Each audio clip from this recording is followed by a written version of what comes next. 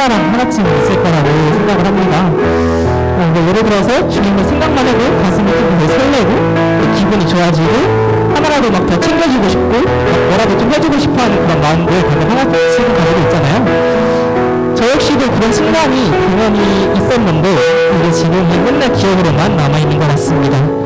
여러분 마음속에 첫사랑과 같은 마음이 지금도 남아있나요? 아니면 저처럼 시간이 지나면서 자연스레 사라졌나요? 여러분 마음 가운데 주님에 대한 첫사랑이 그대로 남아있길 소망합니다. 만약 없다면 이 시간을 통해 이 주님과의 첫사랑을 다시 회복했으면 좋겠습니다. 우리 계속해서 찬양하도록 하겠습니다.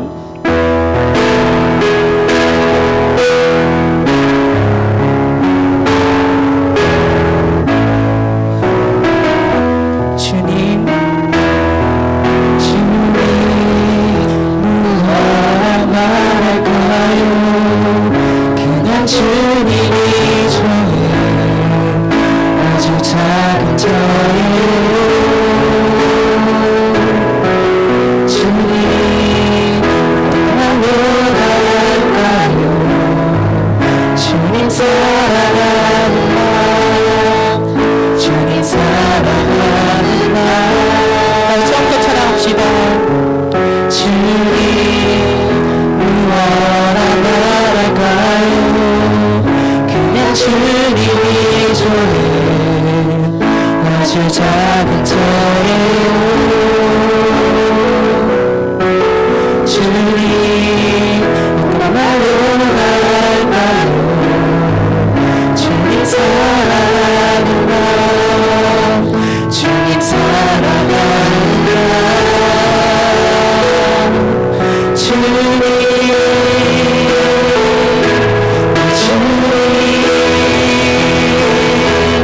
이름만 불러도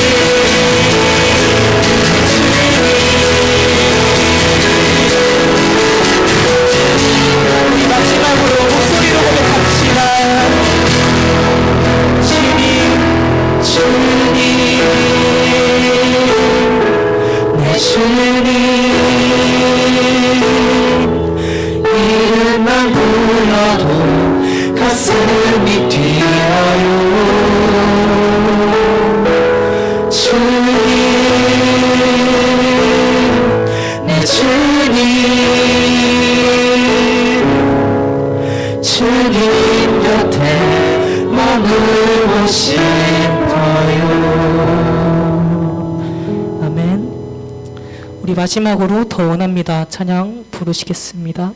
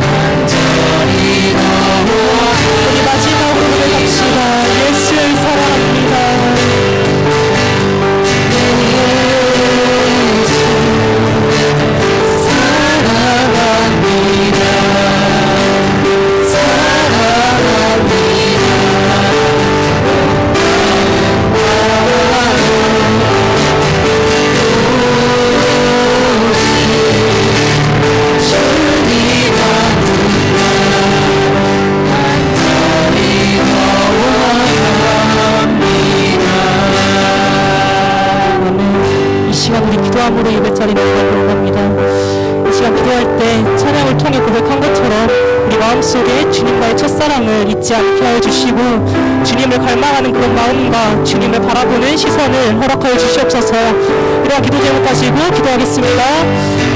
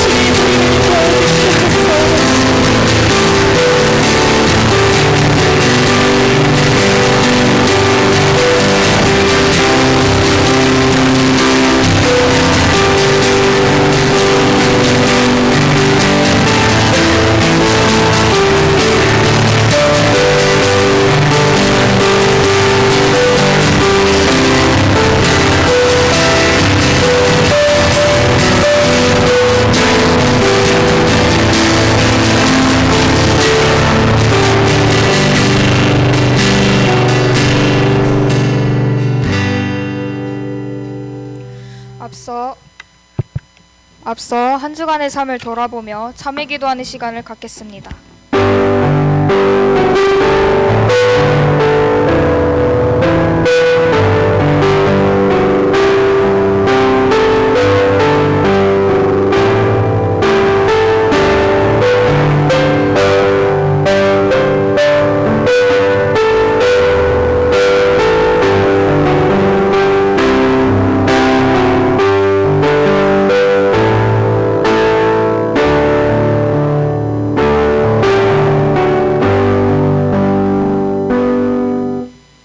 다 함께 사도신경 하심으로 우리의 신앙을 고백하겠습니다. 전능하사 천지를 만드신 하나님 아버지를 내가 믿사오며 그 외아들 우리 주 예수 그리스도를 믿사오니 이는 성령으로 잉태하사 동정녀 마리에게 나시고 본디오 빌라도에게 고난을 받으사 십자가에 못 박혀 죽으시고 장사된 지 사흘 만에 죽은 자 가운데서 다시 살아나시며 하늘에 오르사 전능하신 하나님 우편에 앉아 계시다가 저리로서 산자와 죽은 자를 심판하러 오시리라.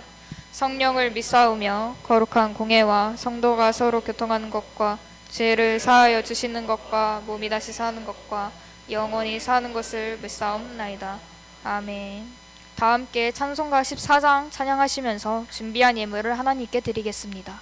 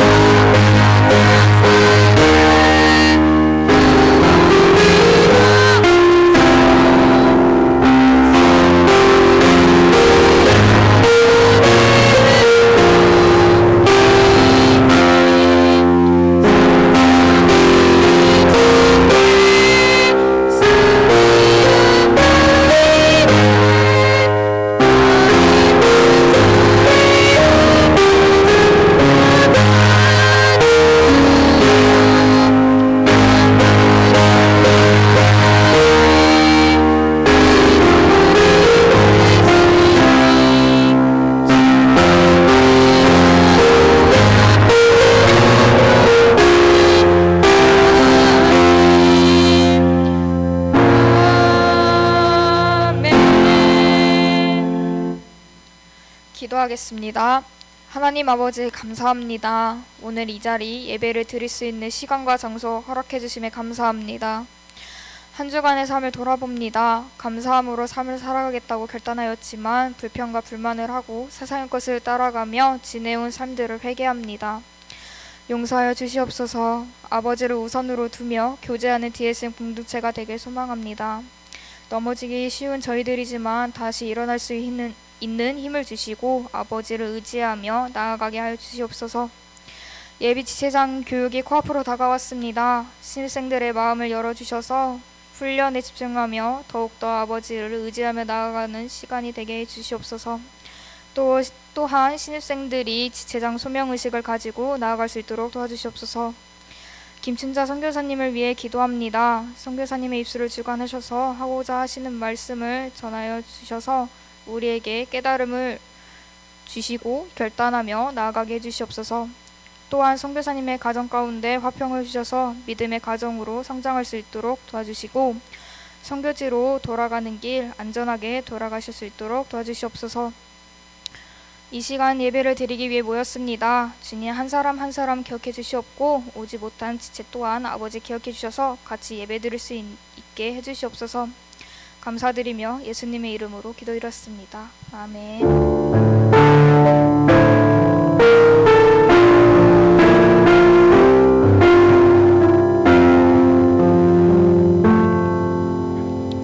오늘 우리에게 주신 말씀은 사도행전 20장 22절에서 24절 말씀입니다. 사도행전 20장 22절에서 24절 말씀입니다. 다 찾으신 줄 알고 합독하겠습니다.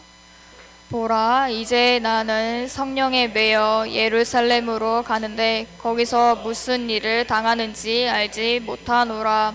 오직 성령이 각 성에서 내게 증언하여 결박과 환난이 나를 기다린다 하시나 내가 달려갈 길과 주 예수의 받은 사명 곧 하나님의 은혜의 복음을 증언할 수 있는 마지막 힘에 나는 생명조차 조금도 귀한 것으로 여기지 아니하노라.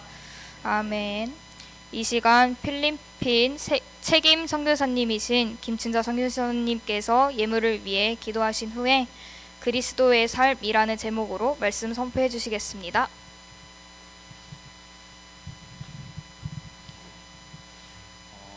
오늘은 저 먼 필리핀 땅에서 선교사님께서 오늘 같이 하게 되었습니다. 우리 같이 비전트립 갔던 분들은 알고 계시죠? 그래서 오늘 처음 뵙는 사람들도 있을 것 같은데 김주아 선교사님은 처음 DSM 거의 창립 멤버시고 그리고 이어서 선교에 나가셔서 필리핀에서 여러 가지 많은 사역들을 담당하죠. 우리 그때 필리핀 묘비에 갔었던 거 기억하십니까? 이은태 선교사님의 아내분 되시는 우리 선교사님을 함께 모시면서 우리 같이 말씀 들어봤으면 좋겠는데요. 이따가 끝나고 나서는 Q&A 시간을 가지려고 해요. 그래서 혹시 생각하는 질문들이 있으면 메모해 주셨다가 이따가 하면 좋겠습니다. 우리 박수로 응수하겠습니다.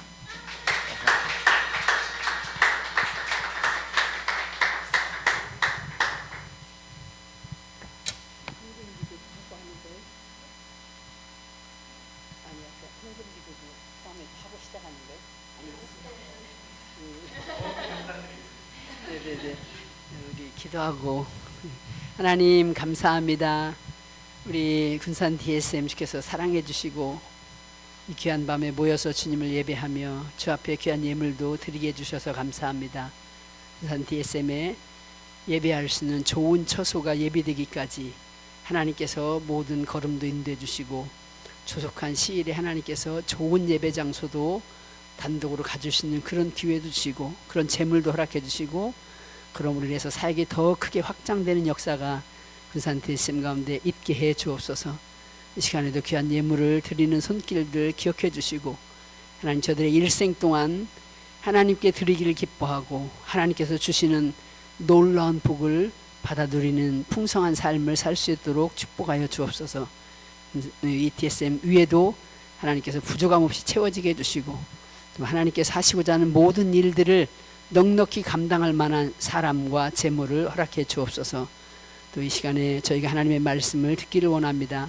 주님 우리 가운데 오시어서 우리 각 사람에게 말씀해 주시고 저희로 그 말씀을 듣게 해 주옵소서. 예수님의 이름으로 기도합니다. 아멘. 여러분 만나서 반갑습니다. 제가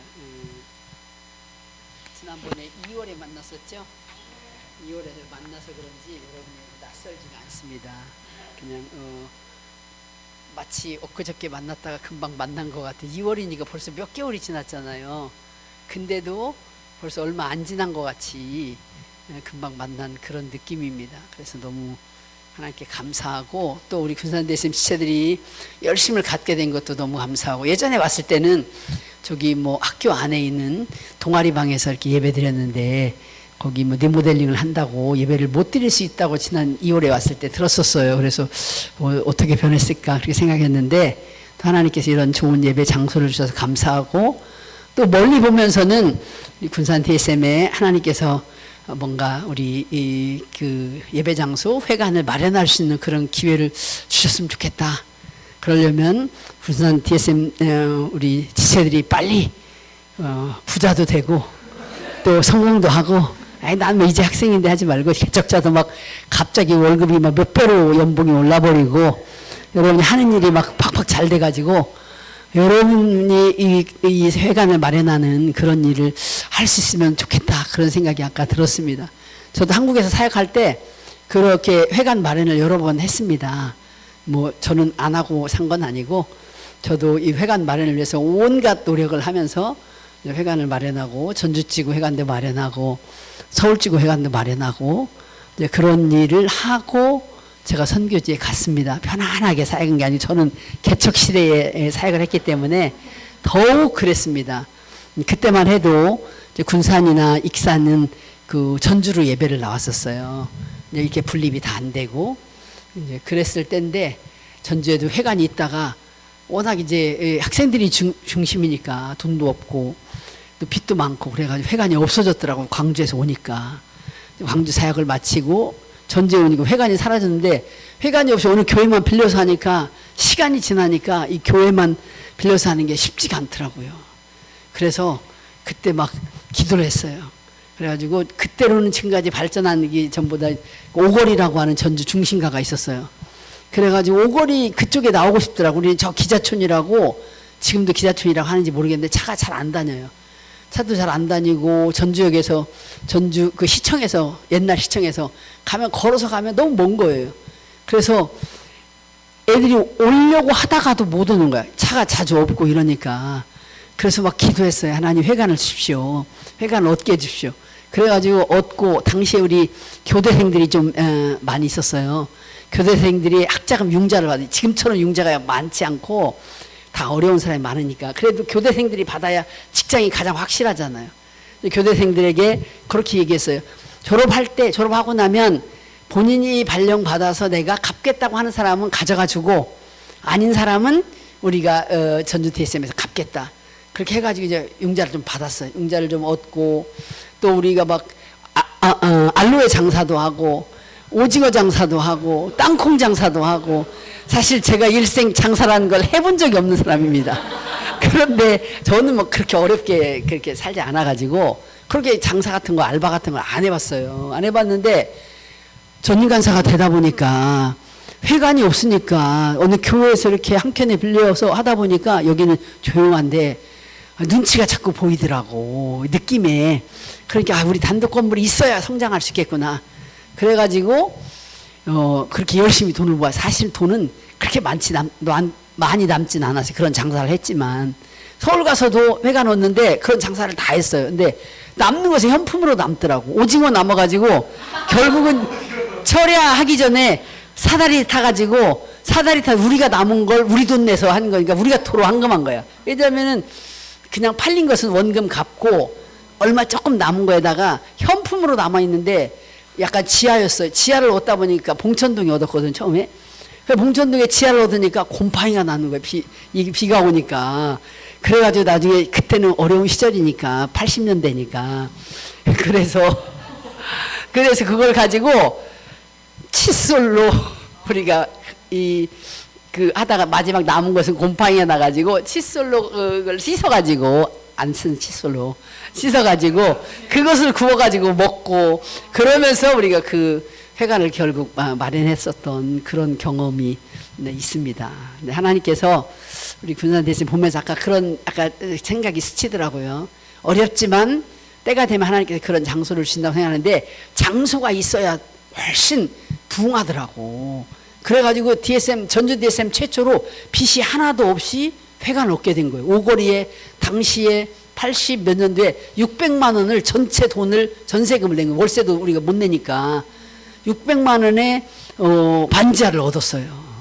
그때 그 감격이란 이루 말할 수 없었고 거기서 우리가 많이 성장을 했었습니다. 그러다가 이제 저는 결혼해가지고 서울로 가고 서울에 갔더니 또 어느 교회에서 예배드리고 예배 장소가 없더라고. 그러니까 이게 또 너무 힘든 거야. 교회 눈치를 보고 막 이러다 보니까 이 교회 눈치를 안 봐도 되네. 진짜 아무도 없잖아요. 근데 눈치가 보이는 거야. 안 되겠다. 회관을 얻으려고 하니까 너무 힘들어요. 그래서 봉천동 철로길을 지난 데가 싼 거예요. 1200만 원. 그때가 89년도에 1200만 원을 마련하는 건 DSM의 천문학적인 숫자야. 할 수가 없어요. 어디서 우리 돈이 없기 때문에. 그때도 역시 온갖 장사를 다 하고 융자를 받고 그래가지고 지하에다가 방을 얻었습니다. 그때 그 지하에 본부 사무실까지 쓰게 된 거예요. 그래가지고 이렇게 있다가 자매들하고 형제들하고 이제 뭐 철회하고 자기도 해야 되고 하니까 근데 거기에 본부 직원이 어디 사냐 이런 데다가 기어서 들어가는 그 방이 있었어요. 방도 아니야. 그 다락이 있었는데 다락방이 이렇게 서지도 못해. 앉아있으면 이렇게 구부리고 있어야 돼. 들어갈 때는 기어 들어가서 잠만 자야 돼.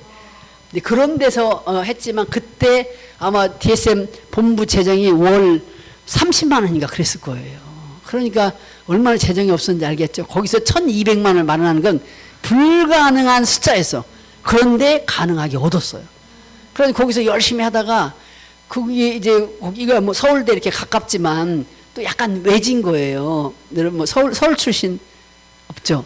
잘 모르겠구나. 외지니까 거기 열심히 하다가 우리가 철야 끝나고는 거기는 약간 또 서울이긴 서울이지만은 또 약간 달동네처럼 예, 완전 달동네는 아니지만 그러니까 끝나고 나면 여우야 게임도 하고 막 그랬어요. 그때 이렇게 다 큰 거기에 그때 많이 나온 사람들이 이제 한양대, 건대 그리고 어린이 성교원 신학교라고 하는 이 학교 이제 새 학교가 주로 나와서 거기서 사역을 했거든요. 그럼 철야 끝나고 형제 자매들 다 모여가지고 막 여우야 뭐 먹니 뭐 하니 막 이런 거 하면서 게임하고 저녁에 막 그래 교제하고 근데 그때 교제도 열심히 하다 보니까 막 성장을 하더라고. 그런데 이제 이사를 해야 되겠더라고 아무래 여기서. 근데 다른 데로 이사 가려니까 1200만 원에서 3000만 원을 만들어야 되는 거야. 근데 우리가 3000만 원을 어떻게 마련해요? 숫자가 그때 한 40명? 50명 이렇게 나왔어요. 어린 성교인 신학교에서 좀 많이 나왔고 건대 한 대에서 한 8명에서 12명 사이가 이쪽 캠퍼스에도 8명 정도, 한양대도 8명에서 10명 사이 이렇게 나왔었거든요. 이 사람 빠지면 저 사람 안 나오고 하니까 그래도 하여튼 평균 6명 이상 나왔어요. 그런데 그래도 숫자가 얼마 안 되잖아요. 얼마 안 되니까 그런데 하나님께서 어린 선교원 신학교라고 하는 여자 지금 말하면 선교원 교사들을 양성하는 그런 신학교가 있었어요. 지금도 있는지 모르겠는데 초기에 제가 서울지구를 개척하는데 엄청 도움을 받았어요. 이제 한양대 건대 애들만 나오니까 숫자가 몇 명 없는 거예요. 애들이 따라왔는데 예배 가니까 아니 숫자나 아니 몇 명 안 나와 있으니까 찬양도 잘 안 되죠. 여러분 진짜 찬양이 은혜롭다. 아까 우리가 막 전문 피아니스트도 있고 뭐 기타리스트 있지, 싱어 있지, 완벽하게 갖춰졌잖아요. 근데 우리는 형제들만 있으니까 다 구경하듯이 앉아 있는 거야. 우리 형제들도 막 약간 쑥스럽죠 지금. 여기 우리 형제 보니까 쑥스러운 거 같아. 그냥 형제들이 오니까 막 쑥스러운 거야. 여기 보니까 참 누가 와서 앞에 예배도 안 드리고 몇 명 없고. 그런데 하나님께서 성교신학교 학생을 하나 알게 했어요. 여자 학생을. 그래가지고 그 학생을 계기로 서울 숙대 입구역에서 제가 내려가지고 거기 신학교까지 올라가려면 오르막으로 해가지고 저기 힐튼 호텔 올라가는 그 오른쪽에 거기에 5층짜리 건물이 있어요. 그 5층 끝까지 올라가면 숨이 헐떡헐떡해요. 거기까지 올라가 가지고 그 성교원 신학교 학생들을 모집하면 했는데 신학교 학생들이니까 성경 교사를 양성하는 그런 학교예요. 뭐 교회 전도사 목사를 하는 게 아니라 그러니까 여자 학생들이 엄청 많은 거야. 그래가지고 이 여자 우리 학생들이 자매들이 나중에 부흥해가지고 한 20-30명씩 출석을 했어요. 분위기가 딱 되지. 한양대는 주로 공대가 많아가지고 형제 천지야. 자매는 건대는 형제 자매가 좀 섞여 있었어요. 와보니까 막 자매들이 찬양하지 율동하지 하니까 신나잖아. 거기 커플도 나왔어요. 한양대 형제하고 성교신학교 자매하고 이제 결혼됐어요. 그런 커플도 나오고 그랬는데 그러다 보니까 성장을 하더라고. 그랬지만 아니 이제 회관을 옮겨야 되는데 옮기려고 해도 다 학생들이잖아. 그런데 또 이제 우리가 막 모험을 했어요. 해가지고 얻은 회관이 3천만 원을 마련해가지고 건대 입구에 건대 후문에 지금 이제 건대가 막 좀 많이 컸는데 그때는 후문이 건대 민중병원이 이렇게 좀 조그만 병원 같이 그렇게 별로 안 컸었어요. 대학병원이. 근데 그 옆에 거길 골목으로 들어오면 골목이 커요. 지금은 거기 대학가여가지고 엄청 막 음식점도 많고 발전했더라고. 거기에다가 지하에다가 집을 얻었어요. 얻었는데 잘 얻어가지고 정말 거기서 오래 잘 살았는데 IMF 시대에 그 주인이 그것을 돈을 없애버렸다 하더라고. 그래서 저는 뭐 거기서 얼마를 받았는지 모르겠는데 그래가지고 지난번 지금 우리 간사님은 가본 거기로 다시 3천만 원짜리로 이전을 한 거예요. 형태가 비슷해요. 좀 멀어졌을 뿐이야. 건대에서. 그런데 이번에 이제 늘푸른 교회가 거기 있거든요. 늘푸른 교회가 교회를 이전하는데 서울 일지구가 같이 쓰고 있거든요. 그래가지고 최초로 지상으로 옮겼어요. 저도 지하로 옮기다가 돈이 없으니까 이번에 지상으로 건대 입구 그 역에서 어린이 대공원 출구에서 지하철에서 나가면 바로 올라가면 거기 건물이 있어요. 거기로 1층으로 이사를 했어요. 난 아직 가보진 못했어요. 근데 거기 1층으로 이사하도록 하나님이 역사해 주신 거야. 사실 곧 내가 개척의 산 증인이잖아요. 서울지구 가서 개척을 했으니까 회관 마련도 했으니까 전주도 그렇고 전주에 더 오래됐으니까 근데 지금 서울은 더 현실이니까 불가능이 없더라고. 돈이 하나도 없는 우리도 그런 일을 이룰 수 있도록 해주시는 누가 의지를 가지고 참여하느냐 그게 제일 중요해요. 여러분도 얼마 안 있어서 땅콩 장사한다 할지 모르겠네. 땅콩 말고 수익이 좀 나는 것으로 하세요. 근데 그때는 UBF가 땅콩 장사 해가지고 UBF는 크리스마스 시즌에 UBF가 들어봤죠. UBF 선교 단체예요. 선교 단체인데 거기에는 유학 선교를 많이 해요. 유학생들을 많이 보내서 세계 많은 곳에 선교사를 많이 보내는 그런 선교 단체인데 광주에서 생겼어요. 지금도 이제 그렇게 하는지 모르겠는데 제가 광주에 사역할 때 우리 회관하고 멀지 않은 곳에 UBF 센터가 있었어요. 근데 거기는 매 방학 때마다 겨울에 땅콩 장사를 뭐 삿속에서 뭐 전 회원이 땅콩 장사 해가지고 그때 돈으로 1억씩 번다고 하더라고. 그래가지고 센터를 마련하는 거야. 다 지역마다. 광주 센터, 전주 센터, 뭐 서울 어디 센터 이런 식으로 해가지고 그거를 뭘로 하냐면 주로 땅콩 장사를 해서 해요. 근데 나는 내가 해보니까 효과가 없더라고. 그냥 너무 적어 우리는 인원이 땅콩 장사 해가지고 여러분 실컷 벌어봐서 많이 벌어도 얼마 벌겠어요. 이 인구가 가서 이 숫자가 가서 못 벌어. 그러니까 아이템을 잘 찾아야 되는데 할 수 있다는 것을 난 말하고 싶더라고. 가만히 여기 와서 참 예배 분위기도 좋은데 순간적으로 물론 이제 리모델링 하면 학교에서는 동아리방을 주겠죠. 또 거기 계속 할 수도 있어요. 뭐 그런 염려는 아니지만 언젠가 진짜 뭐 그런 의지를 가지고 여러분이 기도하면서 진짜 준비해 보면 좋겠다. 그 중에는 뭐 아까 돈을 마련하는 데는 개척자들의 힘도 되게 컸고 일일찻집의 힘도 컸고 할 수 있는 다양한 방법을 다 동원해서 했지만 불가능이 없이 되더라. 그걸 얘기하고 싶어요. 여러분도 꿈을 가지고 기도하고 도전해 볼 수 있게 되기를 바랍니다. 썸데이에 다시 올 때 여러분과 같이 진짜 그 회관에서 간증하면서 하나님께서 우리에게 이렇게 역사하셨다. 지금 최초로 듣는 얘기 아니겠어요? 요 오징어를 칫솔로 닦아가지고 곰팡이를 닦아서 구워 먹었다는 게 있을 수 없는 일이잖아. 지금으로서 있을 수 없지. 그때는 그게 가능했어요. 그때는 90년대 초. 아니 90년 초도 아니야. 89년 90년 이제 89년, 90년 때 89년에 서울로 갔어요. 92년에 선교사로 가기 전까지 89, 90, 91 3년간을 서울지구에서 책야사를 했는데 그런 3년 안에 그런 일이 있었던 거예요. 근데 또 필리핀 가니까 또 편안하고 안전하냐? 필리핀도 다 개척이에요. 아무것도 없는 데서 여러분 지난번 왔었던 그 WMTI와 WMS와 우리 센터가 있는 그곳을 하나님께서 땅도 마련하게 하시고 건축도 하게 하시고 뭐 아주 좋은 것은 아니어서 그렇지만 저는 돈 버는 사람이 아니에요. 돈 벌어본 적이 없어요. 일생 벌어본 적이 없어요. 사실은. 왜냐하면 돈을 버는 일을 한 번도 안 했어요. 내가 하나님 앞에 부름받고 나서는 돈을 벌 수 있는 일은 내가 안 주어졌어. 그냥 사역하고 먹고 사는 정도 겨우겨우 그 정도의 삶을 살았지 돈을 벌 수 있는 기회가 없었는데 하나님께서 다 이루시더라고요. 그래서 저는 약간 어떤 개척자로서 또 아무것도 없는 데다가 뭐 건물을 세우고 무슨 역사를 이루는 일에 항상 쓰여지는 걸 제가 주로 많이 발견을 하고 제 은사가 그쪽에 많이 있나 그런 생각도 사실은 하면서 살고 있습니다. 여러분에게도 하나님이 각 사람에게 다른 은혜를 부어주시지만 그런 꿈을 가지고 살아갈 수 있으면 좋겠습니다. 오늘 읽은 본문 말씀을 통해서 그리스도인의 삶이라는 제목으로 하나님 말씀 전하려고 합니다. 여러분, 사람은 무엇에 이끌려서 살까요? 우리 각 사람이 물론 우리는 태어나면 우리 일생을 살아갑니다. 70도 살고 80도 살고 오늘날 같은 때는 100세 시대라고 하니까 100살까지 살 거예요. 도대체 무엇이 우리를 100세까지 살 수 있도록 70세, 80세, 90세까지 살 수 있도록 지탱해 줄까요? 소망. 예, 좋아요. 근데 여러분 혹시 목적이 이끄는 삶이란 책을 읽어보셨나요? 제목 알아요? 목적. 소망이라고도 말하시는데 목적이 내가 왜 사는가? 내가 무엇 때문에 살아야 하는가? 무엇을 위해서 살 것인가?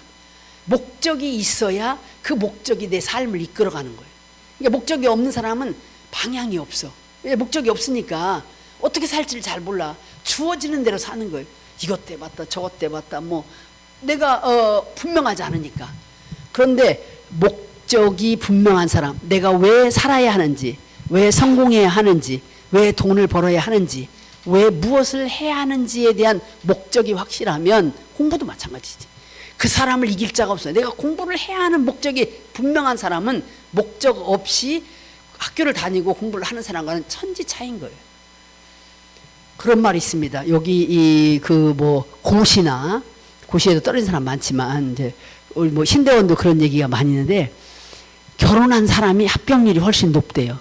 결혼한 사람이 공부를 잘해서 그런 게 아니라 목적이 분명한 거야. 내가 여기 떨어지면 안 되는 거야. 자기 집 형편상 아내도 있고 자식도 있고 빨리 합격을 해야 되는 거야. 그런 사람이 훨씬 더 그 합격률이 높다고 합니다. 그런데 이제 나이가 젊다거나 아니면은 그런 목적의식이 분명하지 않으면 성공해야 될, 그 시험에 합격해야 될 분명한 그런 이유가 적으니까 합격하면 좋죠. 그리고 합격하기를 바라죠. 그런데 집중하기 어려운 거예요. 여러분, 목적이 이끌어가는 삶이, 목적이 분명해야 내가 진짜 이루고자 하는 그런 일을 이룰 수 있고 내 삶을 성공적으로 살아갈 수 있다는 것입니다. 여러분, 어떤 사람은 부자가 되는 것이 자기 목적이야. 부를 쌓아서 남부럽지 않게 사는 것이 목적이라면 그 사람은 부자가 되기 위해서 온갖 노력을 기울여서 부자가 되어야 합니다. 그게 목적이니까. 그렇지 않아요? 어떤 사람 명예를 얻기 위해서 자기 인생의 목적이, 사는 목적이 명예야. 그런 명예를 얻기 위해서 온갖 노력을 하는 거예요. 예를 들어서 연예인으로서 명예를 얻기를 원한다. 또는 세상에 사회적인 어떤 명예를 얻기를 원한다. 그 얻기를 원하는 것을 위해서 열심히 노력하지 않으면 안 돼. 그렇게 노력해야 유명 연예인도 되고 유명 사회 사업가도 되고 유명 어떤 사회의 역할을 하는 사람이 되는 거죠. 또 어떤 사람은 권력을 얻으려고 해. 젊어서부터 권력에 대한 욕망이 가득한 거야, 그 사람은. 그 삶의 목표가 권력을 얻는 거야. 그러면 권력을 얻기 위해서 그 사람은 온갖 수단과 방법을 가리지 않고 권력을 쟁취하려고 합니다. 그런데 그런 목적이 없으면 권력이 어느 날 나한테 주어지면 좋고 없어도 된다고 생각하면 얻기 위해서 쟁취하려고 노력하지 않는 거죠. 여러분, 성공이 목적이라고 생각하면 성공은 뭐 다양한 부분에서 얘기할 수 있겠지만 성공이 목적이다. 그 사람도 성공하기 위해서 모든 노력을 기울여야 하는 거예요. 성공이 목적인데 노력하지 않아. 그럼 성공할 수 없는 거죠. 여러분, 그리스도인의 목적은, 삶의 목적은 무엇일까요? 주님께서 그리스도인에게 살아가도록, 내가 그리스도인인데 그리스도인인 나에게 어떤 삶의 목적을 가지고 살게 하실까? 성경에서 보면 우리를 만드신, 창조하신 목적이 뭐라고 그랬어요? 하나님의 영광을 위해서. 하나님의 영광을 위한 목적이 분명해야 돼. 그러니까 내가 돈 버는 거, 출세하는 거, 뭐 내가 권력을 얻는 거, 내가 어떤 성공을 하는 거, 내가 뭐 뭔가 한다고 정한 그 일에서 나의 고울, 목표나 목적은 하나님의 영광을 위한 거야. 그러니까 이것이 없어지면 성공해서 자기를 위해 살게 되고, 또 명예를 얻으면 자기가 누리게 되고, 명예를 얻으면 주님을 떠나게 되고, 돈을 벌면 주님을 떠나게 되고, 성공하면 주님을 떠나게 되고, 신앙이 어디로 가버리는, 목적이 분명하지 않으니까. 그러니까 하나님의 영광을 위해서 내가 하는 모든 일을 해야 된다고 하는 목적이 분명하면, 우리 열심히 돈 벌어서 돈이 많은 부자가 되면 나를 위해서 먹고 쓰면, 나도 먹고 쓰지만 제1의 목적인 하나님의 영광을 위한 것에 더 많이 써야죠. 내가 성공하는 것이 목적이면 성공해서 하나님의 영광을 위해서 그렇게 살아야 된다는 거예요. 근데 그런 목적에 대해서, 하나님의 영광을 위해서 살아야 된다는 목적이 분명하지 않으면, 내가 돈이 많으면 죄를 짓게 돼요. 돈이 일만하게 뿌리가 된다고 그랬잖아요. 그러니까 그때지 돈이 필요 없다는 얘기는 아니거든. 돈이 안 중요하다는 얘기도 아니에요. 중요하고 필요하지만 목적이 분명하지 않으니까 돈이 많이 생기면 죄를 지을 기회가 많아지고 죄를 많이 짓는 거예요. 그러니까 돈이 안 좋은 것이지. 여러분, 돈 안 좋은 사람 있어요? 안 좋으면 저 주세요. 제가 다 가져갈게요. 저는 좋으니까. 응? 그러니까 돈이 다 좋다는 거 알아. 그런데 돈이 목적이 분명하지 않으니까 돈이 많아지면 죄를 짓게 되는 거예요. 하나님을 떠나게 되는 거예요. 하나님을 모르게 돼요. 내가 가난하고, 심령이 가난하고, 돈도 없고 명예도 없고 실패하고 정말 아무도 나를 돕는 자 없는 것 같을 때 하나님을 의지하게 되는 거야. 그러니까 겸손해. 하나님 앞에 저는 아무것도 아닙니다. 저는 부족합니다. 근데 내가 뭐든지 잘 돼. 예를 들어 그리스도인 같으면 뭐 사역도 잘 되고, 제자 훈련도 잘 되고, 신입생 모집도 잘 되고, 또 뭐 내가 하는 공부도 잘 되고, 내가 뭐 부모도 괜찮고, 뭐 경제적으로 그리 어렵지 않고, 뭐 이런 일이 다 잘 되면, 목적이 내가 이 모든 것이 주님을 영화롭게 하기 위한 거다라는 것에 정해지지 않으면 우리가 쉽게 그런 것들로 인해서 교만해지게 되고, 그런 것들을 위해서 하나님을 잊어버리게 되고, 성공하니까 하나님 잊어버리고, 차라리 실패한 게 나은 거죠. 부자가 된 것보다 가난한 게 더 나아요. 성공한 것보다 패배한 게 훨씬 나아. 그러려면. 그런데 우리가 하나님의 영광을 위해서라면 성공하는 게 100번 낫죠. 아니, 그런 사람 건강한 게 훨씬 낫죠. 건강해야지. 아파가지고 사는 사람이 뭐가 좋습니까? 건강하게 사는 게 복이야. 그렇지만 건강해서 우리가 하나님의 영광을 위해서라고 하는 그 목적이 분명하지 않으면 건강해지면 뭐 할 거야?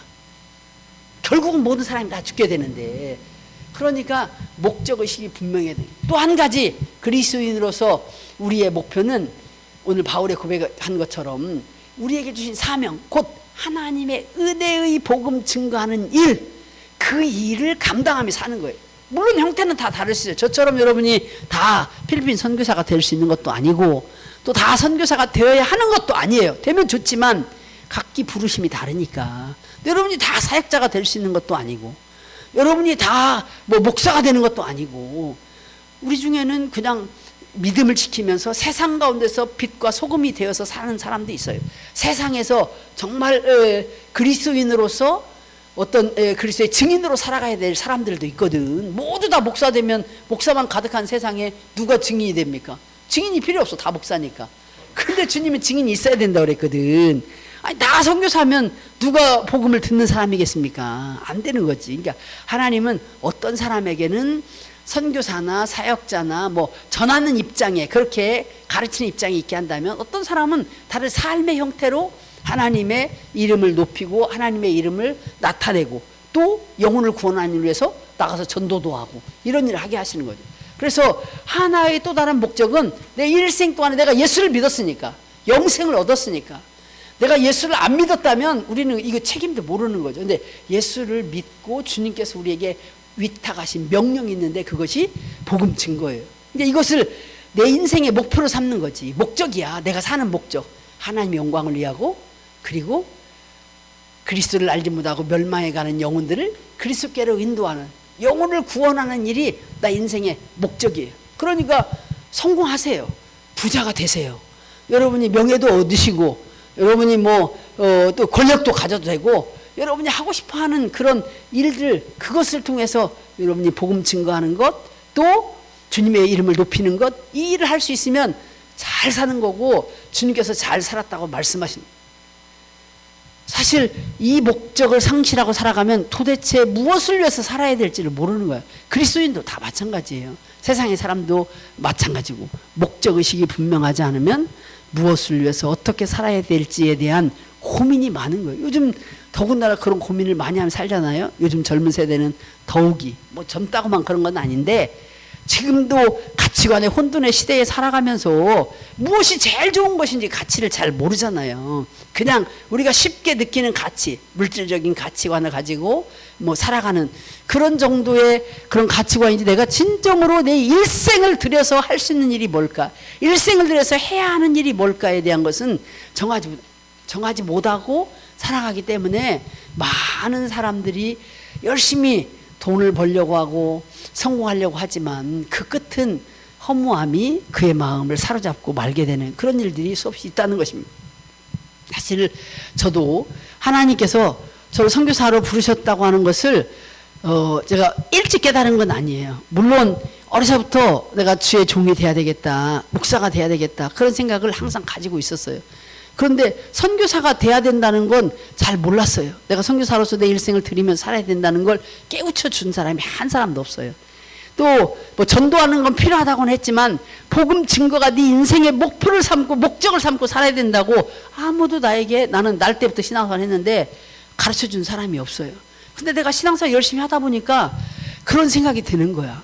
아니, 내가 예수 믿는데 예수 안 믿는 사람들은 지옥 가고 멸망받는다는데, 아니 그 사람들에게 복음을 전해야 되는 건 당연한 일이 아닌가. 그래서 나는 어렸을 때는 친구들한테 복음 전하고 옆에 있는 사람에게 복음 전하는 거, 이 정도 생각을 했어요. 그렇게 하면서 교회 생활 열심히 하다가 내가 목사가 되고 싶다. 목사님이 그때 이제 난 교회 생활을 처음에 열심히 했으니까, 그러니까 우리 목사님처럼 해야 되겠다 했는데 어느 날 내가 듣게 됐어요. 그때는 내가 신앙생활 할 때는 이제 60년대부터 내가 초등학교를 다녔으니까, 그러니까 이제 여러분은 아직 태어나지도 않았고 태어날지 않는지 모르고 여러분 부모님의 허리에도 아직 없을 때예요. 그러니까 그때 태어나가지고, 근데 비행기 지나가면 비행기 로켓 지나간 하얀 길을 보면서, 우리가 비행기가 별로 없었으니까 다 그 소망이, 저 비행기가 어디로 갔을까? 비행기 어디로 가? 남자애들은 비행기 줄 이렇게 긁고 가면은 막 달려가고 따라가고 막 그랬어요. 그런데 따라가집니까? 못 따라가지. 근데 늘 그런 생각이 있어요. 저 비행기는 도대체 어디로 갈까? 누구는 비행기 타본 사람이 없으니까 얘기해주는 사람이 없잖아요. 당시에는 이렇게 텔레비전도 있었던 시대가 아니에요. 내가 원래 원래 태어난 곳이 시골이에요. 근데 우리나라가 70년대에도 전기가 안 들어온 데가 허다했습니다. 그러니까 우리나라가 잘 산 줄 알고, 지금 여러분 생각에는 잘 산 줄 아는데 우리 동네에도 74년도에 전기가 들어왔어요. 근데 74년도에 늦게 들어왔다고 생각했더니 74년도 말고 그 뒤에 들어온 데도 엄청 많다고 하더라고. 난 우리 동네만 늦게 들어온 줄 알았거든. 그랬더니 다른 동네는 훨씬 더 늦게 들어왔대. 그러니까 그 정도니까 요 문명의 혜택이라는 게 지금 여러분이 생각하는 것처럼 이 스피디한 이 어떤 것을 정보를 알 수도 없고, 인터넷 찾아가지고 이 비행기는 어디로 갔을까, 무슨 항공이 어디로 갈까, 체크업을 타본 사람도 없고 그냥 미지의 세계로 그렇게 생각하는 거예요. 그래서 저 비행기를 한번 타면 참 좋겠다 그랬는데, 그때 그런 시대에 가끔 미국 선교사들이 우리 교회도 왔어요. 그 당시에도. 근데 그런 사람들이 오면은 선교사라고 하더라고. 선교사는 저 서양 사람들만 오는 거구나. 저렇게 코쟁이들이 와서 한국 사람들이 있는 데서 막 설교 막 어두운 말로 막 하나님이 여러분을 사랑하십니다. 그러면 막 그 말이 너무 신기하더라고. 말하는 게.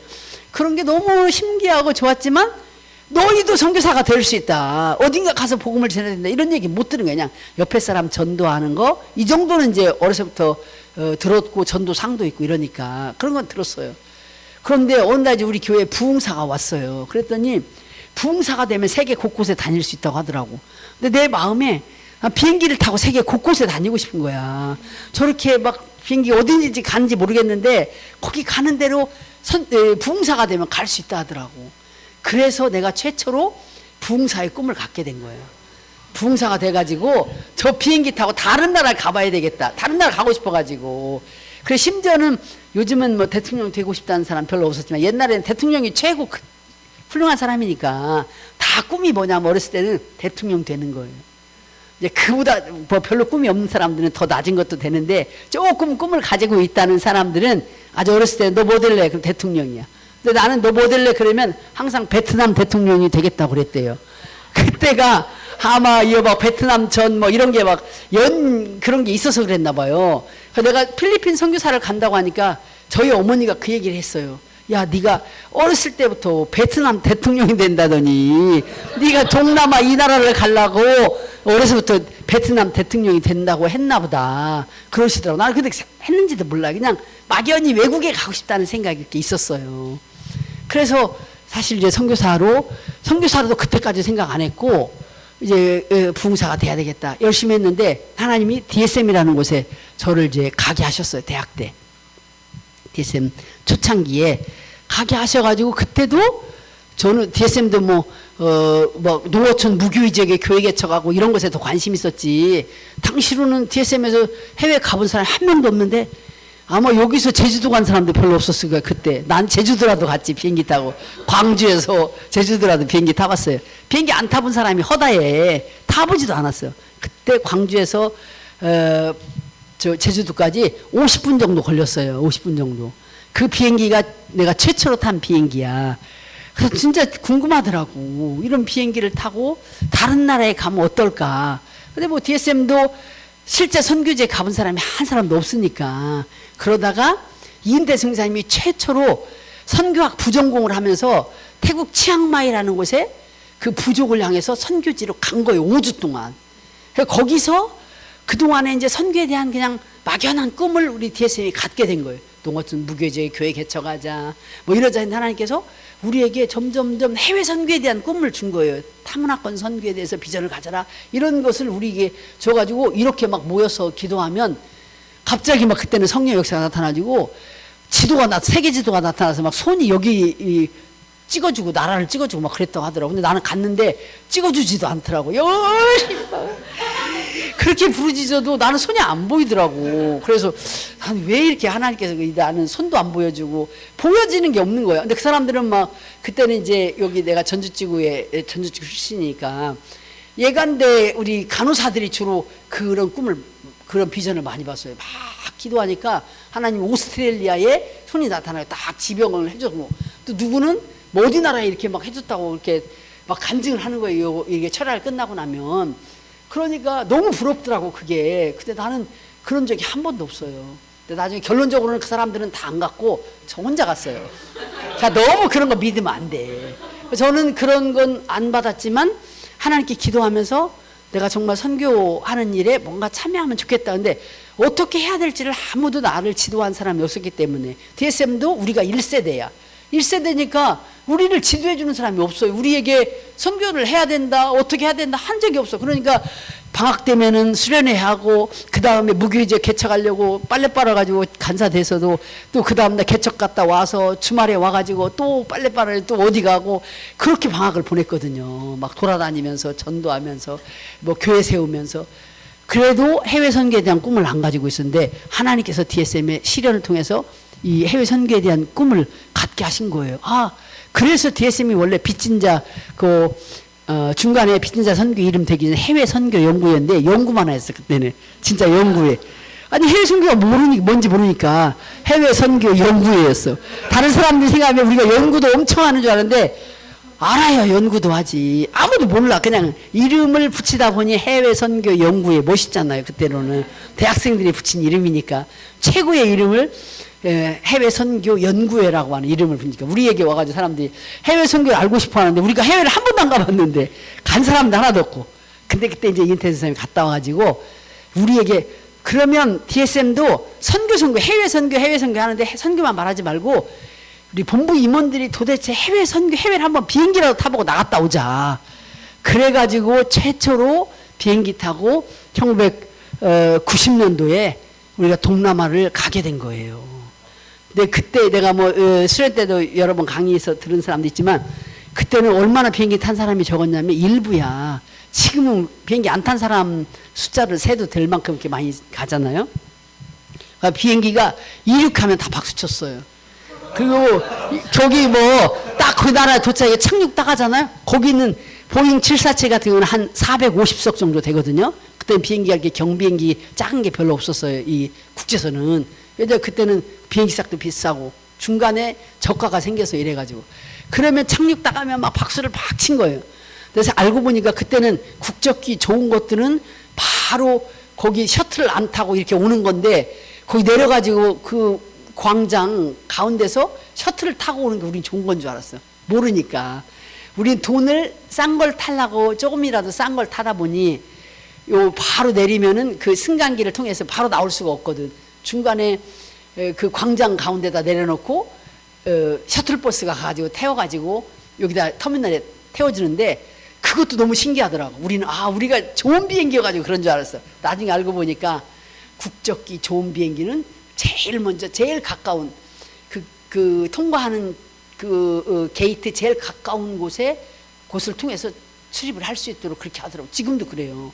여러분 지금 지난번에 아시아나 타고 와서 그냥 전철 안 타고 왔죠. 거기서 바로 전철 탔어요? 전철 타고 갔어요? 기차 탔어요? 공항에서? 주로 대한항공하고 아시아나는 안 타고 가요. 근데 이제 우리처럼 싸게 다니면은 뭐 필리핀 항공 또 뭐 제주항공 또 세퍼시픽 에어아시아 이런 건 다 전철 타고 또 가야 돼. 가서 다른 터미널에 가서 거기서 타야 되거든. 이제 그런 식으로 했으니까 우리가 얼마나 해외에 대해서 우리 DSM뿐만 아니라 한국 전반적으로 그런 걸 몰랐어요. 이제 몰라가지고 그렇게 해외를 경험하고 왔는데 나는 이제 내 꿈이 이렇게 여러분들처럼 저는 대학생들 전도하고 제자훈련 시켜서 일꾼을 세우는 게 굉장히 제가 사명감도 있었고 또 열매도 있었고 기뻤어요. 그래서 그 일을 열심히 하고 있었고 수련회 때마다 모여서 기도하는데 저는 항상 기도할 때마다 하나님 제가 막 젊은이들을 잘 전도하고 훈련해서 좋은 일꾼들 세계 5대학 6대주로 다 이 사람들을 다 보내겠습니다. 막 그렇게 기도를 했어요. 근데 언제 내가 26인가? 쯤 됐을 때 그때 겨울 수련이었어요. 어디서 했는 장소는 생각 안 나는데 겨울 수련인데 마지막 목요일마다 뭐 헌신의 시간 있잖아요. 헌금 작정도 하고 뭐 선교사 헌신도 하고 뭐 그러는데 헌신한 사람 죽게 일어나는 시간이 있거든요. 나 거기다 항상 보내는 선교사라고 쓰는 거예요. 보내는 선교사. 보내는 선교사도 일어나야 됐거든. 옛날에는 가는 선교사만 일어나는 게 아니라 나는 보낸다고 생각하고 항상 당당하게 일어난 거야. 나는 보내는 선교사로 우리 형제들 우리 지체들을 잘 훈련해서 다른 나라 보낼 거야. 그래가지고 서서 헌신했는데 그날은 하나님께서 막 내 마음에 성령의 음성이 막 들려오는 그렇게 야 왜 그 어려운 일을 너는 다 다른 사람만 시키려고 하냐. 네가 가면 좋지. 막 이게 자꾸 내 귀에 막 들리는 거야. 내 마음에 막 들려오는 거예요. 너는 왜 그 어려운 일을 다른 사람만 보내려고 하냐. 네가 가면 좋지 않냐. 그런 음성이 내 마음에 계속 들려오는데 내가 나도 모르게 헌신의 시간에 하나님께 그렇게 얘기했어요. 하나님, 나 하나님 가라면 가겠습니다. 날 보내시면 가겠습니다. 그래가지고 내가 최초로 보내는 선교사가 아니라 선교사로 일어났어요. 그러니까 그 부담이 내 마음에 막 몰려왔어요. 그래 이제 내가 선교사로 되니까 나는 캠퍼스 그때 내 별칭이 캠퍼스의 거장이었어요. 멋있는 말이었죠. 그렇게 캠퍼스를 열심히 누비고 다니고 캠퍼스의 젊은이들에게 전도하고 제자훈련하면 많은 사람이 헌신하게 되는 거예요. 그 예수님을 믿게 될 뿐만 아니라 진짜 사역자 뭐 사역자로 헌신한 사람이 많아요. 제가 초기에 양육하고 사역했던 사람 중에는 초창기 각치고 책임간사를 다 할 때도 있었어요. 자매들이 다. 그때는 형제들이 별로 헌신자가 없었거든. 그렇게 사역을 했기 때문에 캠퍼스에 대한 그 비전이 나한테는 엄청 마음이 뜨거웠어요. 이 젊은이들을 훈련해가지고 막 일꾼을 삼는다고 하는 것이 너무 기쁜 일이야. 그런데 이제 내가 선교사가 되겠다고 하니까 막 다른 사람들을 다 동의를 해도 마음에는 좀 캠퍼스에서 좀 남아줬으면 막 이런 얘기도 있고 이런 마음도 있죠. 심지어 내가 전주에서 서울로 이제 결혼해 간다니까 전주에 진짜로 전주가 부흥하고 있었거든요. 그때 나중에 이제 그 총신을 가가지고 전북대 졸업하고 총신을 간 형제가 이제 지금은 목사님이지만 얘기를 하더라고. 내가 서울로 결혼해서 간다 그랬는데 결혼하고 나서도 안 가려고 그랬어요. 제가. 난 전인간사 10년을 여기 이 전주에서까지 해서 10년 채우고 내가 선교지로 가든 어디로 가겠든 그렇게 하겠다고 작정을 했는데 서울로 간다니까 나중에 자기들이 아니 여기 전주지구에 있어야 되는데 서울로 간다고 너무 낙심이 돼가지고 진짜 절망이 됐다고 그렇게 얘기하더라고요. 내가 훌륭해서는 아닌데 당시 워낙 열심히 하다 보니까 그러니까 내가 있으면 뭐가 될 것처럼 느껴지는데 나 없어도 다 잘하고 있었는데 그때 이제 사람들이 그런 생각이 들었던 거지. 서울로 가서 열심히 개척을 했어요. 그렇게 한양대, 건대, 뭐 성교신학교 뭐 이렇게 해가지고 개척을 열심히 하다가 이제 성교지로 가려고 하니까 1992년 1월에 갔어요. 1월 10일 날 제가 서울지구 책임간사를 제 후임자한테 인수인계하고 그때 이침 예배를 드리고 1월 14일 날 갔습니다. 92년 1월 14일이니까 여러분 뭐 그때도 안 태어났죠? 그때 태어난 사람들 별로 없을 것 같아요.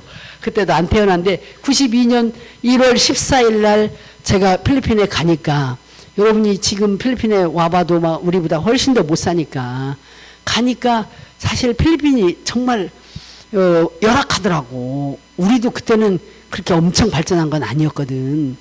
1988년 그 올림픽을 계기로 좀 성장을 했지. 그 전에는 어려웠거든요. 그러니까 올림픽 지나고 몇 년 뒤니까 엄청나게 그렇게 발전한 건 아니에요. 내가 이 프로야구를 엄청 좋아하는 고교야구를 좋아했어요. 프로야구 있기 전에 초등학교 때부터 야구를 엄청 좋아해가지고 여기 이제 전라도 사람이니까 군산상고, 설린상고, 뭐 광주일고, 광주상고 선수들을 다 끼면서 그렇게 제가 야구 선수들의 기록을 다 알고 있으면서 그렇게 좋아했어요. 좋아하다가 그때 프로야구가 얼마 생기지 혜태 타이거즈가 생기고 그때는 혜태 타이거즈였거든 원래. 내가 좋아하는 선수들 군산상고 졸업한 그 뭐 옛날 선수들 우리 역사 속에 있는 선수들이 다 좋아하는 선수들이거든. 근데 군산상 그 사람들이 혜태 타이거즈의 1기 그 초창기 선수들이었어요. 더군다나 그 핵심 멤버 3, 4, 5번 다 그 사람들이 때리고 뭐 이렇게 하고 있을 때니까 너무 야구를 좋아하고 기쁘게 그렇게 보내고 있었는데 성교지를 가니까 볼 수도 없고 그래가지고 그때까지 안 잊어지는 거야. 아니 뭐 야구 시즌이 되면 너무 궁금해가지고 야구 막 보고 싶고 그러더라고. 그런데 나를 한국에서 오는 사람들이 내게 가져다 준 신문이 뭐였냐면 일간 스포츠가 나에게 준 선물이었어요. 왜냐 스포츠 1면부터 다 읽었어. 읽을 거리도 별로 없고 한국에서 가져다 주면 1면부터 막 선수들 하나하나 막 실수한 것까지 도루하다 실수한 거 뭐가 다 나오잖아요. 막 다 읽어보고 그러다 보니까 내 선물이 항상 그거였어요. 그런데 사실 점점점 한국에 대한 것을 잃으면서 필리핀에 대한 생각이 내 마음에 차지하고 있는데 사람들은 사실 내가 필리핀 갈 때 물론 이제 우리 DSM에서는 선교를 위해서 해외 선교를 위해서 우리 가정이 거기 이제 책임자로 가게 되니까 가야만 하는 것도 있었어요. 있었지만 우리 가슴에 그런 비전을 주신 거예요. 동남아 비전 트립하면서 난 필리핀은 사실은 가기 싫었어요. 원래 이제 필리핀이 너무 열악했거든요. 그리고 덥고 또 거지도 너무 많고 갔는데 진짜 8월에 도착했는데 습도가 장난이 아니더라고. 그런데 찌푸니를 탔는데 찌푸니 조금만 멈추면 막 찌푸니 그 창문으로 막 손이 들어와가지고 돈을 막 구걸하고 먹을 것은 내 입맛에 안 맞고 그때 좀 맞은 게 그 졸립이나 이런 데서 패스트푸드 먹는 거 그거 아니면 음식이 안 맞더라고. 그러다 필리핀은 도저히 못 있겠더라고. 그래서 필리핀은 아니라고 생각했어요. 진짜로. 안 온다. 아니, 부정을 계속해서 같이 다니면서. 그래가지고, 근데 싱가포르는 진짜 마음에 들더라고. 왜 마음에 든 게 한 가지. 너무 깨끗해. 너무 깨끗하고 마음에 들더라고. 물가는 좀 비쌌는데, 거기에 또 선교, 그 단체들 그 센터가 좀 있더라고요. 뭐 하가이 미션 센터 이런 것은 세계적인 미션 그 훈련원이거든요. 그런 거 하면 몇 개가 있어요. 그런데 방문했는데 너무 부럽더라고. 내가 막 싱가포르라고 같이 간 사람들한테 계속 리마인드를 시킨 거야. 이 사람들이 다른 데 생각을 품지 못하게 하려고. 우리는 싱가포르로 옵니다. 싱가포르로 옵니다. 그랬거든. 그랬더니 이은태 선교사님이 나한테 그랬어요. 우리가 싱가포르에 와서 할 일이 뭐가 있냐고 물어보더라고. 이은태 선교사님 별로 안 오고 싶은 거지.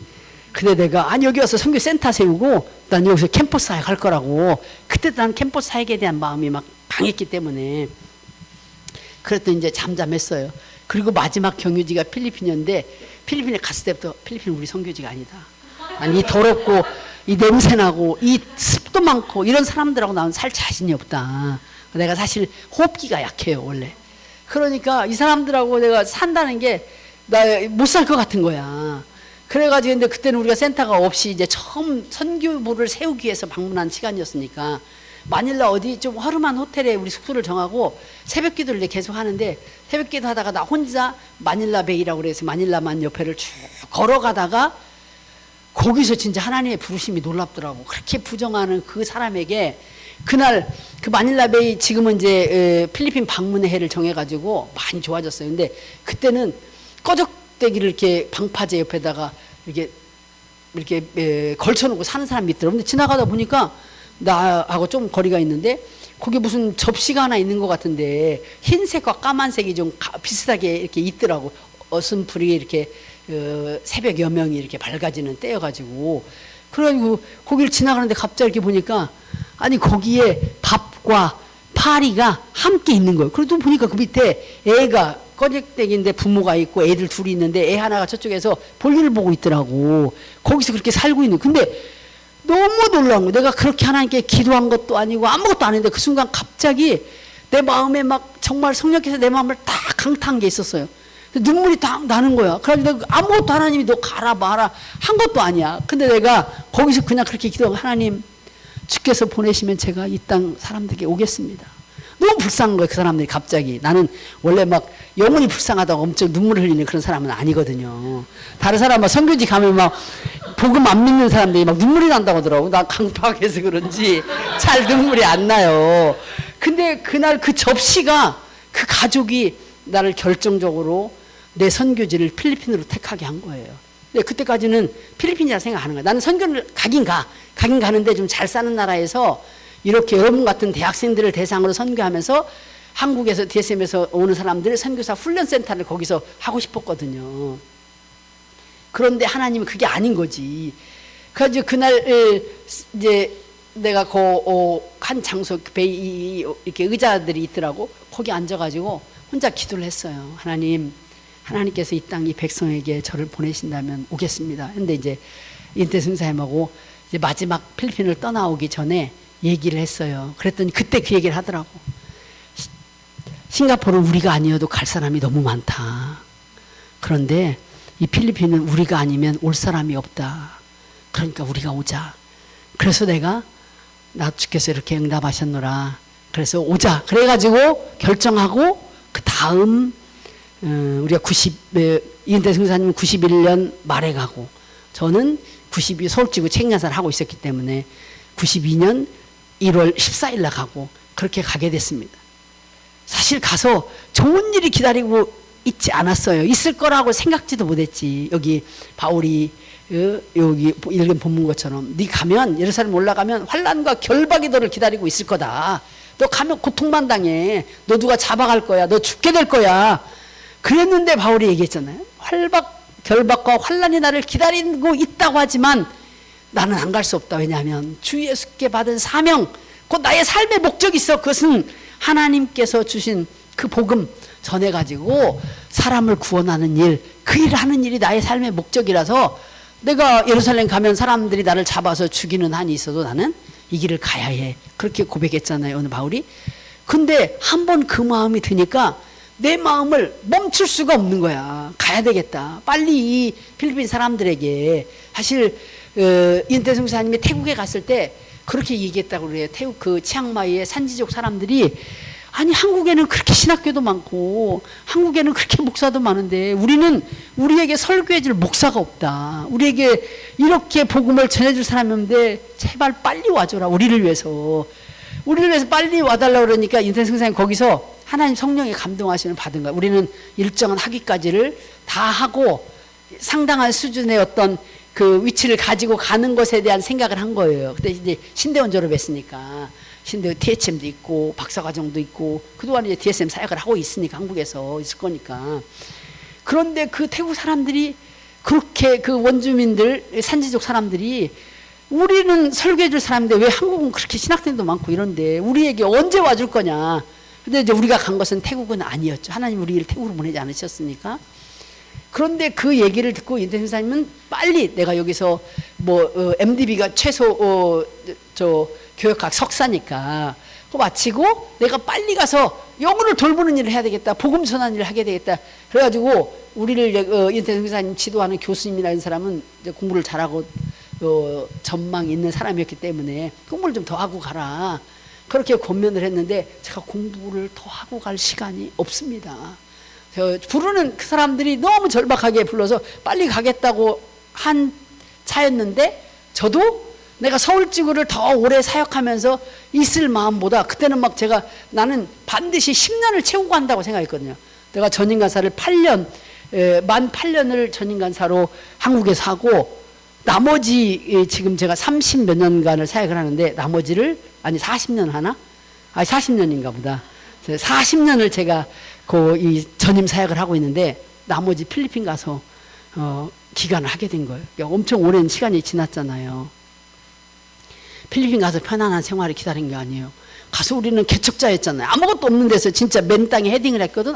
아무것도 없는 데서 거기 WMTI 선교사 훈련원도 세워야지, 또 신학교도 세워야지, 교회 개척도 해야지, 법적으로 우리 법인 등록도 해야지. 우리 가서 저보다는 윤태성 사님이 언어를 잘했기 때문에 그 일선에 사는 일이 더 많죠. 나는 그때도 필리핀의 캠퍼스 사역에 대한 비전이 많았어요. 그래서 필리핀의 대학생들을 전도해가지고 한국에서 하는 것처럼 그들을 제자훈련해서 일꾼 세우는 것이 나의 항상 최우선의 나의 비전이었거든. 그래가지고 갔는데 낯살대학이랑을 제가 처음 방문하고 사역을 했는데 너무 힘든 거예요. 안 들여보내주는 거예요. 들여보내주지 않고 입구에서부터 우리는 아무 대학 아무나 들어갈 수 있잖아요. 대학 검사하지 않잖아. 그런데 거기는 입구부터 가드들이 철저하게 검사하니까 저지가 돼가지고 입구에서 갈 수가 없는 거예요. 그래서 사실 낯살 개척을 하는데 참 들어가기조차 어려우니까 약간 참 너무 힘들더라고. 너무 힘들고 이거 진짜 어떻게 해야 되는가. 애들도 만날 수도 없고 전도도 할 수 없고. 그때는 주변에 대학들이 있긴 있었는데 그 다스마리냐스 우리가 있는 데서는 낯살 대학이 제일 좋거든요. 제일 좋은 대학을 목표로 해가지고 거기를 해야 되겠다 했는데 학생들을 만나서 전도할 기회가 없는 거야. 너무 힘들었어요. 그러다가 채 만 1년이 안 돼서 하나님이 윤태성 사님을 하나님께서 부르셨잖아요. 선교의 하늘에 썩어지는 미랄이 되게 하셔서 순교자가 됐어요. 그러니까 나는 이전보다 훨씬 더 환난과 결박이 나를 기다리고 있죠. 사람들이 나 거기 혼자 계속 살면 얼마나 어려울지 다 하니까 한국에 돌아와라. 심지어는 DSM도 내가 돌아온다고 했으면 환영이야. 왜 난 여전히 캠퍼스 사역을 잘한다고 생각했으니까 한국에서 본부에서도 그거 돌아와서 캠퍼스 사역을 해도 돼. 근데 나는 하나님께서 나를 선교사로 부르실 때부터 그 마음을 가지고 있어가지고 돌아오겠다는 생각이 한 번도 없었어요. 왜냐하면 선교지에서 죽을 거라고 생각했기 때문에. 다만 윤태성 사님하고 한날 한시에 가지 못했기 때문에 그게 사실 내 마음에는 너무 우리 한날 한시에 가기 위해서 기도했었는데 한 사람은 가고 한 사람은 남게 됐고 한날 한시에 갈 거고 그러기 때문에 우리는 개인적으로는 자녀를 갖지 않기로 서원을 했거든 하나님께. 왜냐하면 선교지에서 일찍 부름을 받을 거고 그 자녀를 누가 양육을 할 거고 할 수 있는 사람이 없잖아요. 또 우리는 선교지 우리가 최초 그 개척 멤버이기 때문에 선교지 사람들을 우리의 자녀로 삼기로 하나님 앞에 약속을 했어요. 그래서 우리 자녀가 있으면 우리 자녀 때문에 그 사람들을 온전히 사랑할 수 없다는 마음과 또 하나는 우리가 일찍 선교지에서 부름받을 거라는 것 때문에 자녀를 가질 수가 없었어요. 그 아이들을 책임질 사람이 없잖아.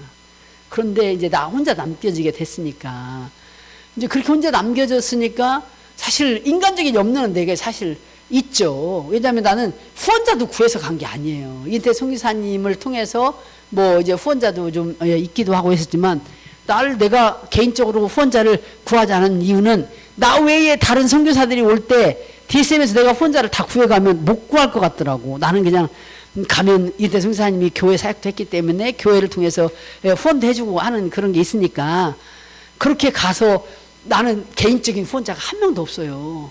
그러니까 없이 갔기 때문에 갑자기 그 이때 송기사님을 후원하던 사람이 나한테 후원자를 옮기기가 쉽지 않잖아요. 모든 환경에 돈도 없어지고 내가 이제 앞으로 뭐 어떻게 해야 될지 막 진짜 막막한 마음이 있죠, 인간적으로는. 그런데 하나님께 내가 약속하고 서원한 것이 선교지에서 하나님의 부름을 받기를 원합니다. 그렇게 우리가 기도했기 때문에 뭐 우리 집에서도 막 오라 하죠. 집에서도 부모님이 그때는 생존해 계셨으니까 내가 얼마나 귀한 딸이었는데 그냥 우리 형제들도 우리 오빠들이니까 나는 5형제 중에 넷째거든요. 그러니까 다 내 위야. 그러니까 나는 다 집에 오기를 바로 어렸을 때부터 뭐 언니 오빠들이 다 챙겨주는 사람이야. 내 동생 하나 있는데 내 동생하고는 늘 싸웠어요. 늘 싸웠지만 윗사람들은 싸운 게 아니라 윗사람들은 나를 챙겨주는 사람들이야.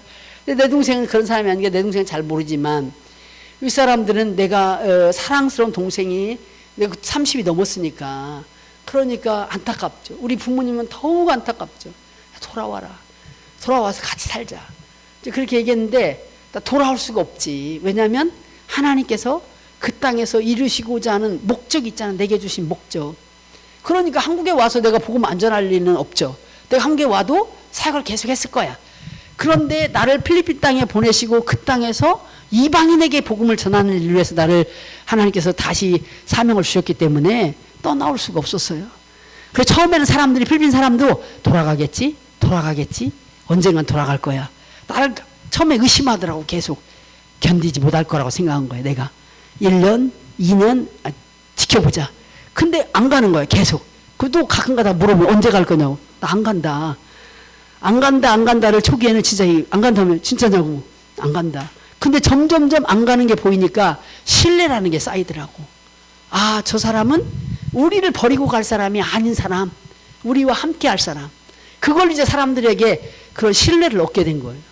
그러니까 필리핀 사람들이 나와 함께 지금 처음부터 일했던 사람도 남아있는 사람도 있어요. 선교사가 처음 시작하면서 끝까지 동역하는 사람을 갖는다는 건 정말 진짜 큰 축복이에요. 근데 그런 속에는 깊은 신뢰가 있는 거예요. 나도 그 사람을 신뢰하지만 그 사람도 나를 신뢰하는 거예요. 이 사람이 하나님의 선교사라고 여기 와 있다. 그래가지고 거기서 제가 지금까지 사역을 하고 있습니다. 환난이나 결박은 아무것도 아니에요. 슬픔, 극한 슬픔을 경험해 봤어요. 그것도 30대 초에. 30대 초 내가 젊은 시절에 그런 극도의 그런 슬픔을 경험해 보고 고통을 경험해 봤지만 하나님께서 놀라우게 역사하시더라고. 그중에 제가 정말 힘들었을 때 그런 적도 있어요. 하나님, 운 적도 많죠. 막 뭐 안 울었다면 거짓말이고 날마다 그래서 제가 조금 더 깊은 영성으로 나갈 수 있는 것이 나의 고난 때문이었어요.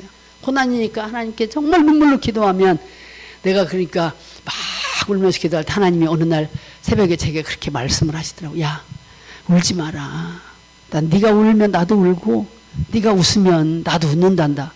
제가 그 뒤로는 그렇게 내 연민 때문에 울어본 적은 없습니다. 왜냐하면 내가 우는 것이 내가 사역 때문에 울어야 될 일은 있지만 야, 내가 뭐야 내가 불쌍해서 우는 건 주님이 전혀 기뻐하지 않아. 그러니까 주님이 그렇게 내 마음에 역사하시더라고요. 야, 네가 울면 나도 울고 네가 웃으면 나도 웃는단다. 그래서 그 뒤로부터는 제가 기쁘게 살고 즐겁게 살고 웃고 사는 것을 내가 지금까지 지키고 있습니다. 그래서 저는 항상 즐거워요. 뭐 막 슬픔의 극도로 빠져보는 경우가 별로 없어요. 왜냐하면 내가 슬프면 주님이 슬퍼할 거야. 내가 웃으면 주님이 행복해 하셔. 그래서 지금까지 살고 있습니다. 근데 이제 일을 열심히 하다 보니까 너무 피곤하더라고 또 어느 날은. 그래서 하나님 저도 쉬게 해주세요. 쉬고 싶습니다. 건축도 좀 쉬고 요 학교 일도 좀 쉬고 조금 쉬게 해주십시오. 막 그렇게 기도했어요. 그랬더니 하나님이 또 새벽에 막 기도를 하는 하나님께 내 마음에 그런 마음이신 거예요. 쉬어라. 쉬어라고 하는데 제가 막 아멘 할렐루야가 아니더라고요. 쉬어라. 하나님께서 그 다음에 나한테 이렇게 그런데 네가 쉬면 나도 쉬고 네가 일하면 나도 일한다. 그러니까 이 말을 들으니까 내가 깜짝 놀란 거야.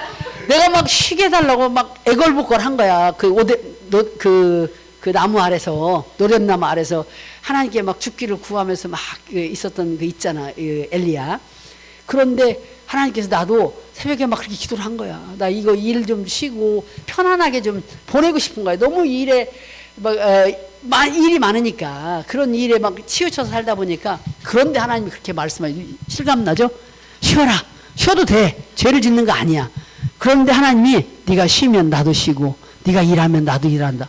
깜짝 놀랐어요. 그때부터는 내가 쉬겠다. 나를 편안하게 해달라. 한 번도 기도한 적 없어요. 그때부터는 하나님께 내가 하나님 뜻에 맞게 일을 잘하게 해주십시오. 도와주세요. 나는 못하니까.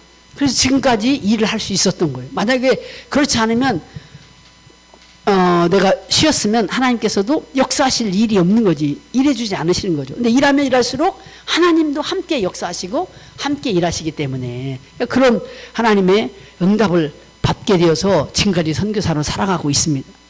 여러분 선교지가 생각하면 너무 어려운 것만 생각할 수도 있고 아니면 너무 쉽게 생각할 수 있는데 둘 다가 아니에요. 어렵지도 않고 할 수 없을 만큼 어렵지도 않고 또 내가 너무 쉽게 생각할 만큼 쉬운 것도 아니에요. 그러나 누구나 내가 하나님께서 나를 통해서 이방인에게도 복음을 전하는 그런 마음의 소원이 생긴다면 결단하면 돼요. 결단하고 가면 하나님께서 나를 통해서 일하시는 거예요. 근데 거기까지 힘든 거예요. 왜냐하면 주변 사람들 다 말하거든. 너 가면 잘할 거야, 좋을 거야. 이런 게 아니라 너 가면 이런 일이 있을 거야. 안 되는 일이 있거든. 결박과 환란이 너를 기다리고 있고, 너 갔다 오면 시집도 못 가고, 갔다 오면 뭐 장가도 못 가고, 좋은 직장도 못 가고, 가면은 뭐 이런 일도 안 되고, 부정적인 얘기를 많이 듣게 되니까 그것이 발목을 잡게 돼서 헌신을 못 하는 경우도 많이 있습니다.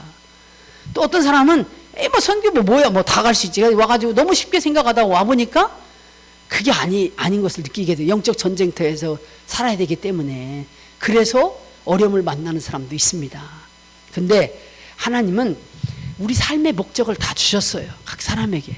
그 제일 큰 목적은 하나님 영광을 위해서. 또 하나는 하나님이 그토록 기뻐하시는 영혼을 구원하는 일을 위해서 내가 하는 모든 일, 내가 하고 싶어하는, 이루고 싶어하는 모든 목적을 통해서 하나님의 우리 각자에게 주신 사명을 이루는 것이 하나님께서 우리에게 허락하신 일이에요. 그러니까 그것이 우리 삶의 목적이거든. 근데 그 목적에 내가 하나님께서 나를 선교에 부르신다면 주저할 필요는 없어요. 너무 염려할 필요도 없고 너무 주저할 필요 없어요. 왜냐하면 하나님께 역사하시니까. 제가 혼자 남아서 사역하는 동안에도 하나님께서 여전히 역사하셔서 역사를 다 이루셨어요. 제가 아까 처음 얘기했지만 돈을 벌어본 적이 없다고 그랬잖아요. 심지어는 개인적인 후원자를 구해본 적도 없어요. 그렇지만 하나님께서 다 이루신 일이에요. 돈이 필요해서 뭐 막 하나님께 매달려서 돈을 구해본 적도 사실은 없습니다. 솔직히 말하면 하나님 돈을 주세요. 돈이 필요합니다. 기도한 적 없어요. 또 뭐 절박하게 필요해서 구한 것은 사실 별로 없어. 나의 대부분의 기도는 하나님의 뜻을 어떻게 행할 수 있을지, 지금까지 처음부터 지금까지 나의 기도의 대부분은 하나님, 오늘 내가 하나님의 뜻을 쫓아서 어떻게 살 수 있을까요? 오늘 하나님이 원하시는 뜻이 무엇인가요? 오늘 저를 통해서, 우리 신학교를 통해서, 교회를 통해서 어떤 일을 원하십니까? 그게 나의 대부분의 기도예요.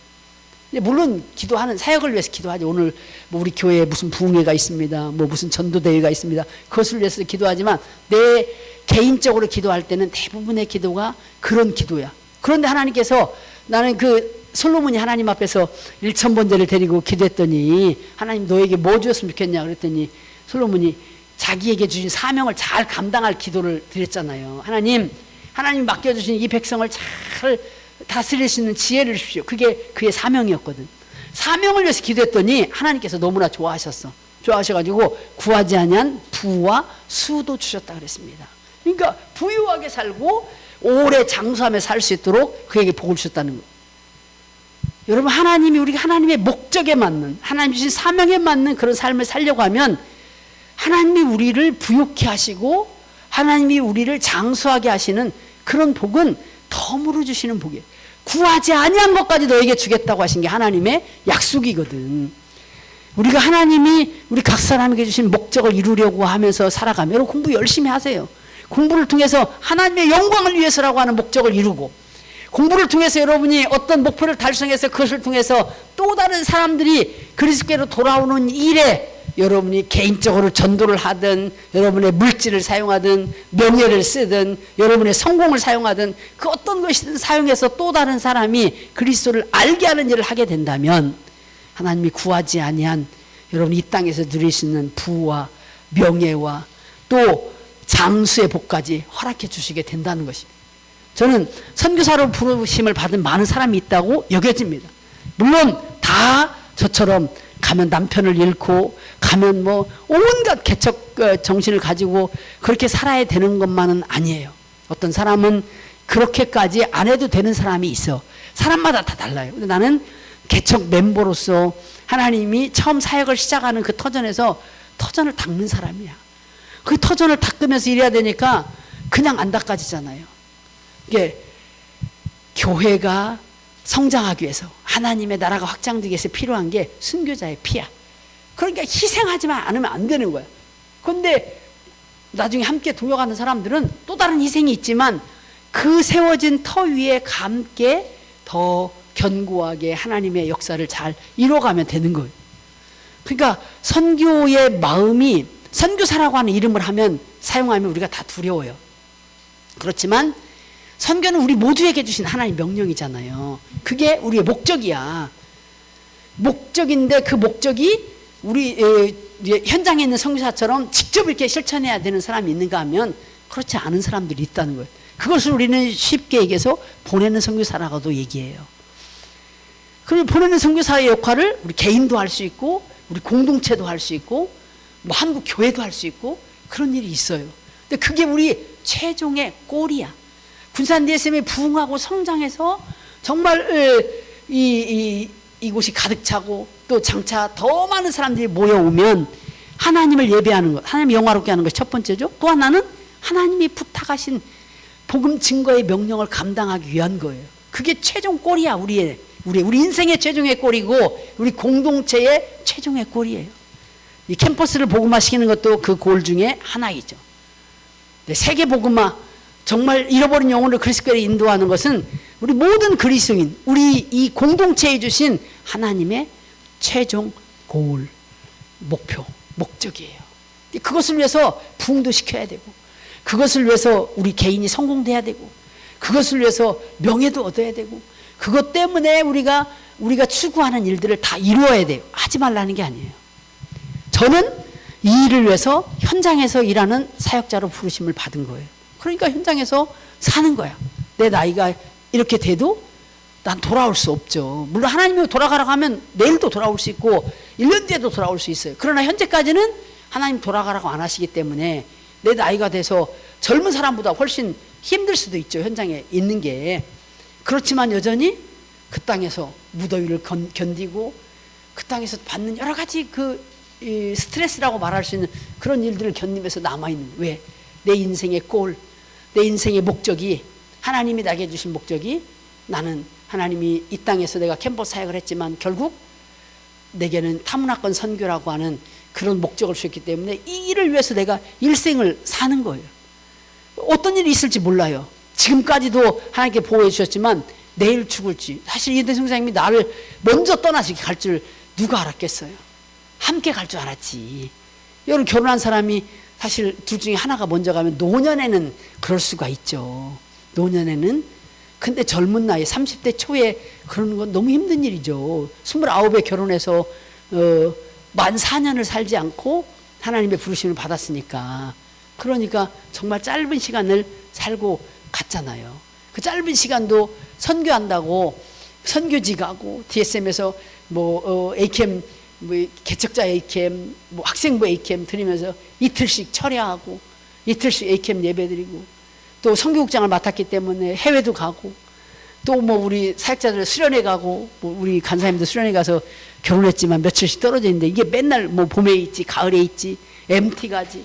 그래서 89년 2월 18일 날 결혼해서 92년 11월 6일 날 이제 영원히 헤어졌으니까 하나님께로 갔으니까 몇 년이에요? 4년이 한 4년 됐는데 1년도 채 안 살았어요. 계산하니까. 사실 그런 일들이 우리 하나님의 목적을 이루기 위해서 어떤 일이 있을지 몰라. 저에게는 그게 맞아요. 여러분도 다 그렇게 되는 건 아니야. 근데 우리에게는 그렇게 하나님께서 허락하신 거예요. 어떤 환난과 결박이 우리를 기다리고 있을지 몰라요. 또 어떤 어려움이 있을지도 몰라. 좋은 일도 있지만 그러나 우리가 주 예수께 받은 사명, 내가 반드시 이루어야 될 목적을 이루는 것에서는 바울과 같은 마음 필요해요. 주 예수께 받은 사명 곧 하나님의 은혜의 복음을 증거하는 일을 마치려 하면은 내 생명조차도 조금 더 귀한 것으로 여기지 않는다. 그런데 결박과 환난이 기다려서 내가 예루살렘 가서 죽으면 어때? 나는 이 일을 위해서 하나님이 나를 불렀으니까. 제가 필리핀에서 죽은들 어떻습니까? 죽음이 두렵지 않습니다. 진짜로. 필리핀에서 내가 오늘 죽은들 내일 죽은들 어디에서 어떤 죽음으로 내가 죽음을 맞이한들 두렵지 않아요. 다만 내가 조금도 변함없이 하나님께 대한 그 처음 사랑, 처음 헌신의 마음을 계속 간직하면서 내가 끝까지 이 사명을 감당하고 싶은 거예요. 우리 군산 DSM 지체 우리 여러분이 신실하게 주님을 섬기는 모습이 내 눈에는 보여요. 여러분 속사람은 어떤지 모르지만 제 마음에는 그렇게 느껴져요. 여러분 인생의 목적을 분명히 정하세요. 아니 확실하잖아. 하나님 영광을 위해서다. 그리고 하나님이 내가 영광을 살아가는데 어떤 일이든 이루는 그 일을 통해서 또 다른 사람이 그리스도를 믿게 하는 일이다. 그것을 쉬운 말로 선교라고 말할 수 있는 거예요. 해외에도 선교도 하고 여기도 할 수 있는데 어떻든 영혼을 구원하는 일을 사겠다. 그런데 하나님께서 정말 이름도 빛도 없이 또 썩어지는 미랄처럼 어느 사람을 위해서 그렇게 살려면 그것도 살아내는 것이고 또 해외 선교를 위해서도 그런 부르심이 있다면 하는 거예요. 필리핀 선교부에서는 사실 그때와 같은 희생을 요구하는 사역은 아니죠. 왜냐하면 조금 개척이 됐으니까 터전이 있잖아요. 그 위에서 함께 동역하는 거니까 그때처럼 그렇게 목숨을 바치진 않을 수도 있어요. 그리고 함께 동역하는 사람들이 있잖아요. 그때는 아무도 없었어요. 아무도 없이 가가지고 아무도 없는 곳에서 사역을 시작해야 했지만 이제는 여러분이 오면 신학교도 있고 현지인 우리 동역자도 있고 한국인 우리 DSM 선교사들도 있고 또 이미 개척된 교회들도 있고 또 캠퍼스도 있고 여러분이 와서 짧은 시간이든 긴 시간이든 동역하려고 하면 동역할 수 있는 터전이 다 마련이 돼 있어요. 그러니까 얼마든지 함께 하나님의 나라를 위해서 일할 수 있고 저처럼 평생을 할 수도 있지만 평생이 아니고 평생의 우리의 목적이긴 하지만 내가 실제로 그 현장에 있는 것은 짧은 기간도 할 수 있어요. 단기도 할 수 있는 거고 또 그것도 아니면 여러분이 단기 방학 동안에 군산지구가 주최하는 그런 단기 선교 같은 데도 참여할 수 있어요. 또 그뿐만이 아니야. 여러분 어떻게 생각해요? 아까 처음 말한 예배 처소를 마련하는 것도 마음을 같이 해서 하겠다고 하는 마음이 군산 부흥과 성장을 위해서. 왜? 부흥하고 성장해야 하나님의 선교를 감당할 수 있으니까. 그런 것을 늘 염두에 두고 성공도 꿈꾸고 기도하면 하나님께서 우리 군산 DSM을 귀하게 사용하시고 또 하나님께서 여러분 한 사람 한 사람에게 금생과 내생에 풍성한 복을 누리도록 그렇게 역사하시게 될 것입니다. 선교라고 하는 위대한 일이 우리 앞에 있어요. 우리 앞에 있는데 너무 어렵게 생각하는 거예요. 선교사, 선교 이것은 특별한 사람만의 일이라고 생각하지 마세요. 우리 모두에게 주신 일이야. 주신 일인데 선교사 말하면 사람들이 선교사는 특별한 사람만 하는 것이라고 생각하는데 우리가 다 특별한 사람이거든. 하나님의 은혜를 입은 특별한 사람이에요. 그리고 특별한 목적을 가지고 부르셨어. 하나님의 영광을 위해 살도록 하나님의 잃어버린 영혼들을 구원하는 일을 위해서 우리가 살아가도록 여러분 다 성공하세요. 다 여러분이 추구하는 그 목적을 다 이루세요. 그런데 하나님의 영광을 위해서, 또 다른 사람의 영혼을 구원을 위해서 그렇게 할 수 있게 되기를 바라고, 또 하나님이 정말 열려있는 그런 선교의 문으로 여러분을 부르시면 그것이 일생이 될 수도 있고 짧은 기간이 될 수도 있지만 어떤 형태로든 여러분이 선교하는 삶에 여러분을 드리면 여러분이 이 복을 받고, 여러분을 만나는 사람이 복을 받고, 또 여러분을 기도하면서 파송하는 우리 군산 DSM이 복을 받는 그런 역사가 있게 될 것입니다.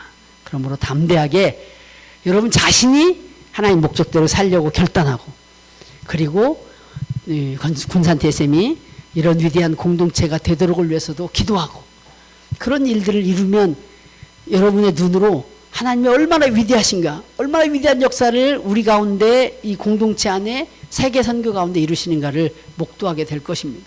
저는 이제 60이 넘는 세월 동안 하나님의 증인으로 살고 있잖아요. 하나님께서 선교 현장에서 어떻게 일하셨는가.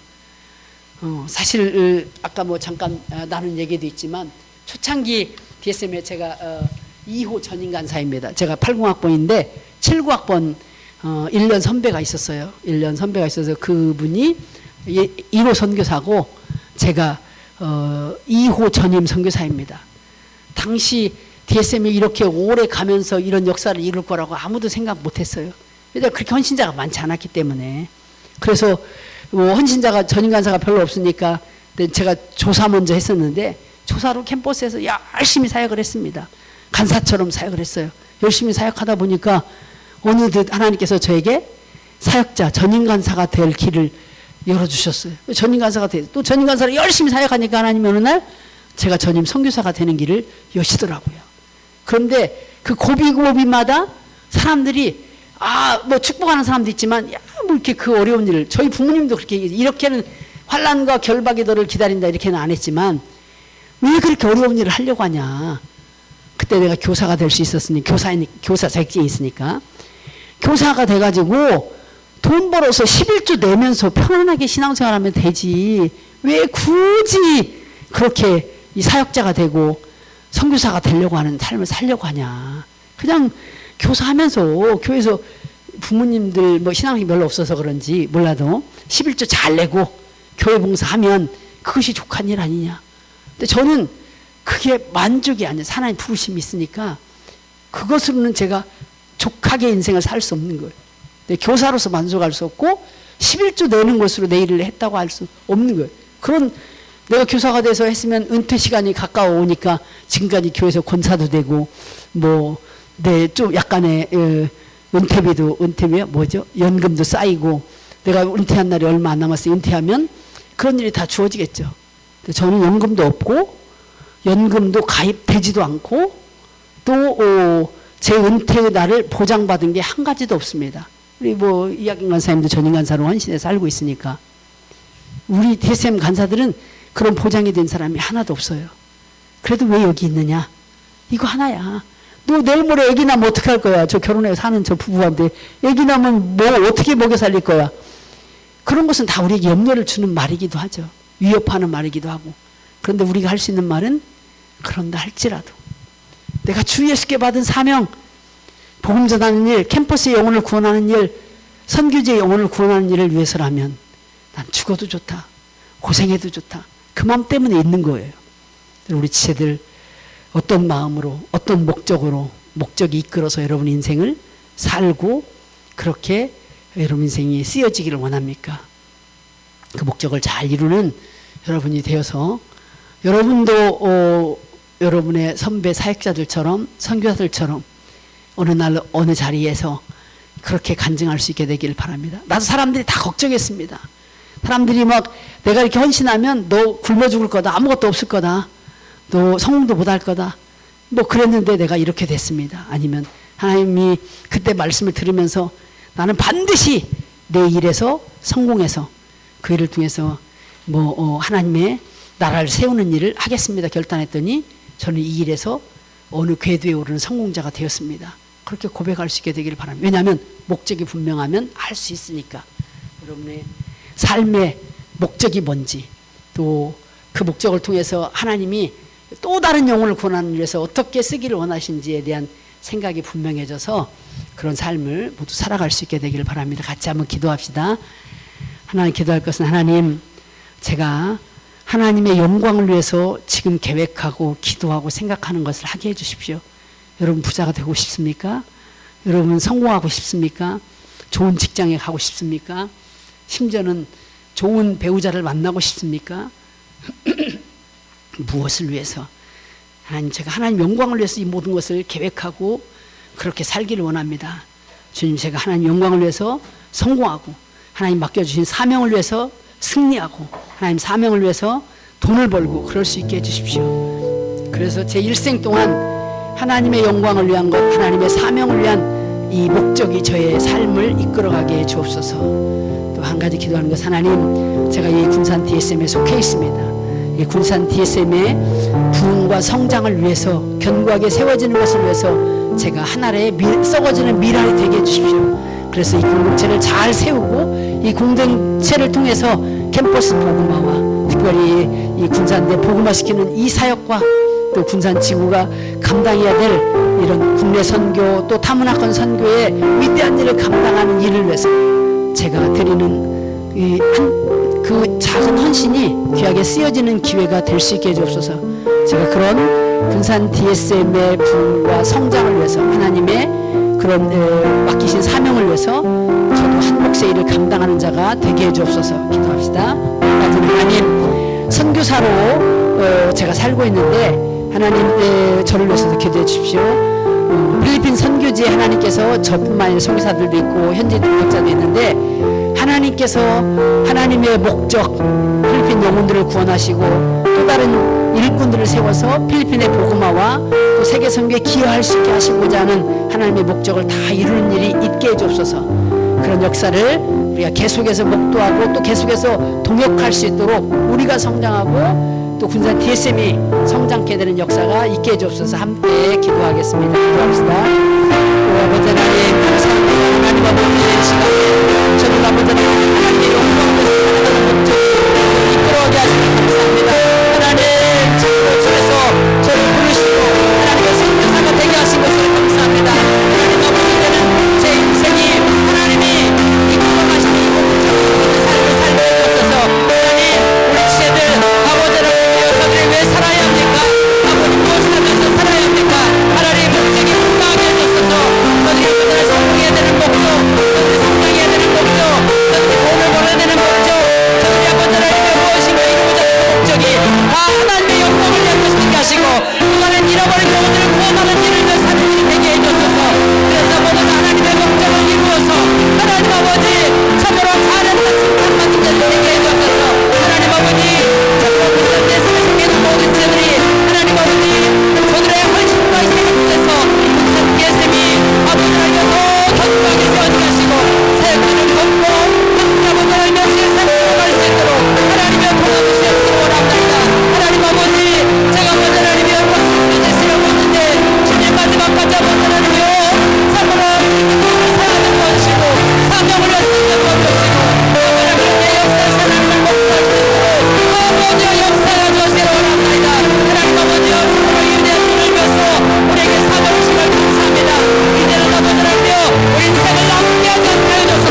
우리 인생을 낭비하지 아니하도록 하나님의 우리를 분명하게 분명한 목적을 살아갈 수 있도록 성령께서 역사하시고 인도하여 주시기를 원합니다. 하나님 아버지 참으로 놀라운 은혜를 우리에게 베풀어 주옵소서. 주여 주께서 역사하시길 믿습니다. 주여 우리를 잡아 주옵소서. 주여 우리에게 은혜를 부어 주옵소서. 주여 우리를 사용하여 주옵소서. 아버지 하나님 군산 DSM을 사용하여 주시고 우리 세들을 사용하여 주옵시기 원합니다. 하나님이여 참으로 역사해 주심을 믿습니다. 오 주님이여 도와주시옵소서. 주여 역사하심을 믿습니다. 오 주여 도와주소서. 아버지여 해주시기 원합니다. 아버지여 도와주시옵소서. 감사합니다. 오 주여 도와주시옵소서. 아버지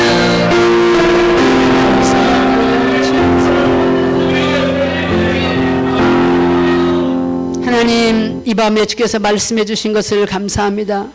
목적 없이 표류하는 배와 같이 살지 않게 해주옵소서. 무엇을 해야 할지, 무엇을 위해서 살아야 할지 하나님 아직도 인생의 목적이 분명하지 않다면 오늘 하나님의 말씀을 통해서 우리의 사는 목적, 우리의 목표를 두고 행하여서 성공하기를 원하는 그 모든 목적이 하나님의 영광을 위한 것이고 하나님이 우리에게 맡기신 사명을 위한 것입니다. 하나님 이 목적을 우리 일생 동안 잊어버리지 않게 해주시고 이 목적에 부합한 삶을 삶으로 인생을 낭비하지 않냐고 우리의 수고하고 노력하는 모든 것들이 하나님의 영광을 위해서 쓰여지고 또 영혼 구원을 위해서 쓰여지는 그런 사람들의 삶을 살 수 있도록 역사해 주옵소서. 특별히 우리 군산 지체들 하나님께서 사랑하셔서 하나님이 이 공동체에 속하게 하셨습니다. 이 군산 DSM의 부흥을 위해서 또 군산 DSM의 부흥함으로 더 많은 캠퍼스 선교와 세계 선교를 감당할 수 있는 이 공동체가 되게 하기 위해서 하나님 각자에게 주신 분량의 몫을 감당해 낼 수 있도록 도와주옵소서. 안 된다 말하지 말게 해주시고 우리의 작은 그런 희생과 헌신이 위대한 일을 이룰 수 있다고 하는 확신을 가지고 하나님이 이 공동체를 통해서 이루실 목적을 생각하면서 우리도 함께 동참하고 동역하는 우리 지체들이 될 수 있도록 그렇게 성숙해 가게 하여 주옵소서. 하나님 우리 전임 간사님과 또 우리 조사님들 또 우리 리더들 여러 형태로 봉사하고 헌신하는 이 군산 DSM 우리 지체들에게 하나님께서 큰 복을 허락해 주시고 군산 DSM 이제까지도 성장하게 하셨지만 이제는 더 부흥케 하셔서 하나님이 허락하시는 좋은 예배 장소도 얻게 해주시고 또 하나님께서 이곳에서 새로운 사람들, 새로운 일꾼들을 지속적으로 훈련하고 세워져가는 놀라운 일들이 이 군산 DSM을 통해서 계속될 수 있도록 역사해 주옵소서. 주님께서 선교지의 여러 형태로 지금까지 일하신 것을 감사를 드립니다. 우리가 보고 들었던 모든 것들이 하나님이 역사하시는 그런 사실이고 그런 것의 증거인 것을 우리가 잊지 말게 해 주옵시고 하나님이 선교사를 보내시고 하나님이 그 땅에서 복음의 사역이 시작되게 하신 것처럼 또한 아버지 하나님 이 사역을 통해서 하나님 나라가 확장되고 더 많은 사람들이 주의 구원의 반열에 서게 해주시고 남은 사역을 통해서 하나님 주님 오실 때까지 하나님의 나라가 필리핀 땅에서 또 필리핀에서 또 다른 아시아와 세계 선교까지 감당해내는 위대한 사역이 될 수 있도록 주께서 역사해 주옵소서. 우리가 주님 주신 목적을 이루게 살아가는 동안에 환난과 결박이 우리를 기다리고 있다 할지라도 우리에게 주신 목적, 우리에게 주신 사명을 감당하는 데 우리가 조금도 뒤로 물러가지 않게 해주시고 끝까지 우리의 사명을 다 감당하는 하나님의 종들이 될 수 있도록 우리 모두에게 은총을 베풀어 주옵소서. 주께서 이 귀한 밤에도 말씀해 주신 것을 감사하고 예수님의 이름으로 기도합니다. 아멘.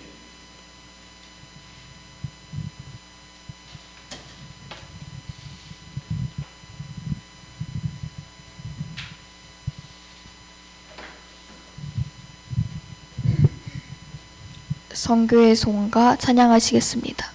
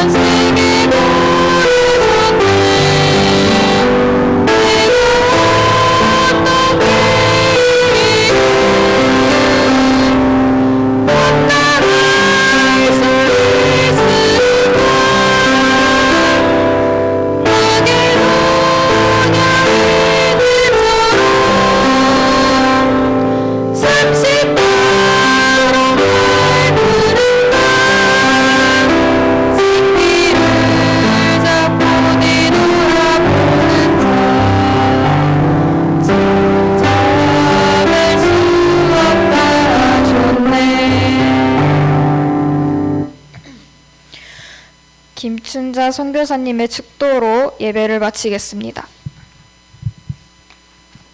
기도하시겠습니다. 이제는 우리 구주 예수 그리스도의 크고 놀라우신 은혜와 우리 하나님 아버지의 무한하신 사랑하심과 성령님의 역사하심과 인도하심과 충만케 하심과 교제케 하심이 다시 한번 그리스도인의 참된 삶, 곧 하나님의 목적, 하나님의 사명이 이끄는 삶을 살기로 다짐하는 주의 남녀 종들에게, 그리고 이 군산 DSMU에 이제부터 영원까지 함께 하시기를 간절히 축원하옵나이다. 아멘.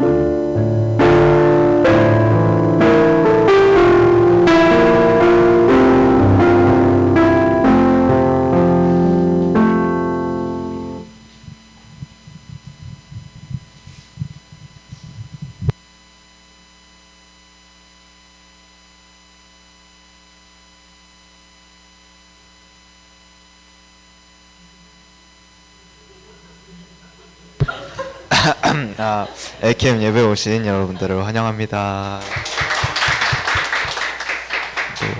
또 필리핀에서 먼 걸음 해주신 김추상 사님들 또 환영합니다. 예, 우리 영성생활 우리 시험 기간이라고 열심히 쉬었죠. 전 쉬었어요. 그러면 안 되는데 참 다시 이제 시작할 때인 것 같습니다. 아침에 기도 20분, 저녁에 11시에 30분 하면서 열심히 해보고 또 말씀도 올려준 영상 잘 봤으면 좋겠습니다. 그리고 큐티도 이제 지난주에 얘기했던 것처럼 내일부터 시작을 할 거니까 내일 10시 10분까지 아카데미홀로 와주시면, 내일은 못한대요. 다음 주부터 한대요. 네, 다음 주 월요일부터 8시 10분 이거는 학생회관에서 모이도록 합시다. 두 번째로 이제 드디어 다음 주죠. 다음 주 수요일부터 예비 시장 교육이 시작합니다.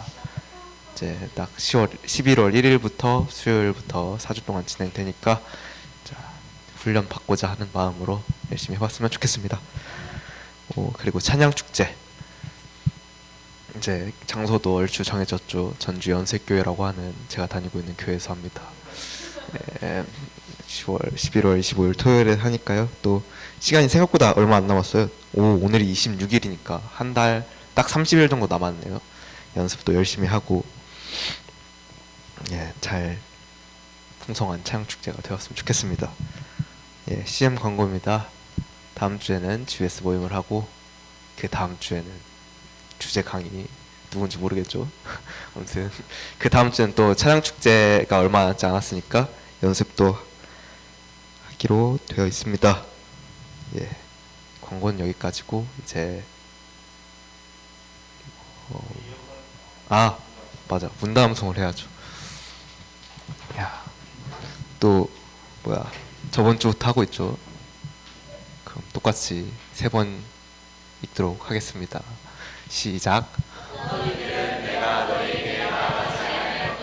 스스로 교만하여졌으나 주께서 허락하시면 내가 너희에게 속히 나아가서 교만한 자들의 말이 아니라 오직 그 능력을 알아보겠으니 하나님의 나라는 말에 있지 아니하고 능력에 있음이라.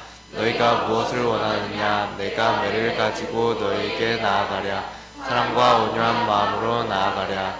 어떤 이들은 내가 너희에게 나아가지 아니한 것 같이 스스로 교만하여졌으나 주께서 허락하시면 내가 너희에게 속히 나아가서 교만한 자들의 말이 아니라 오직 그 능력을 알아보겠으니 하나님의 나라는 말에 있지 아니하고 오직 능력에 있음이라.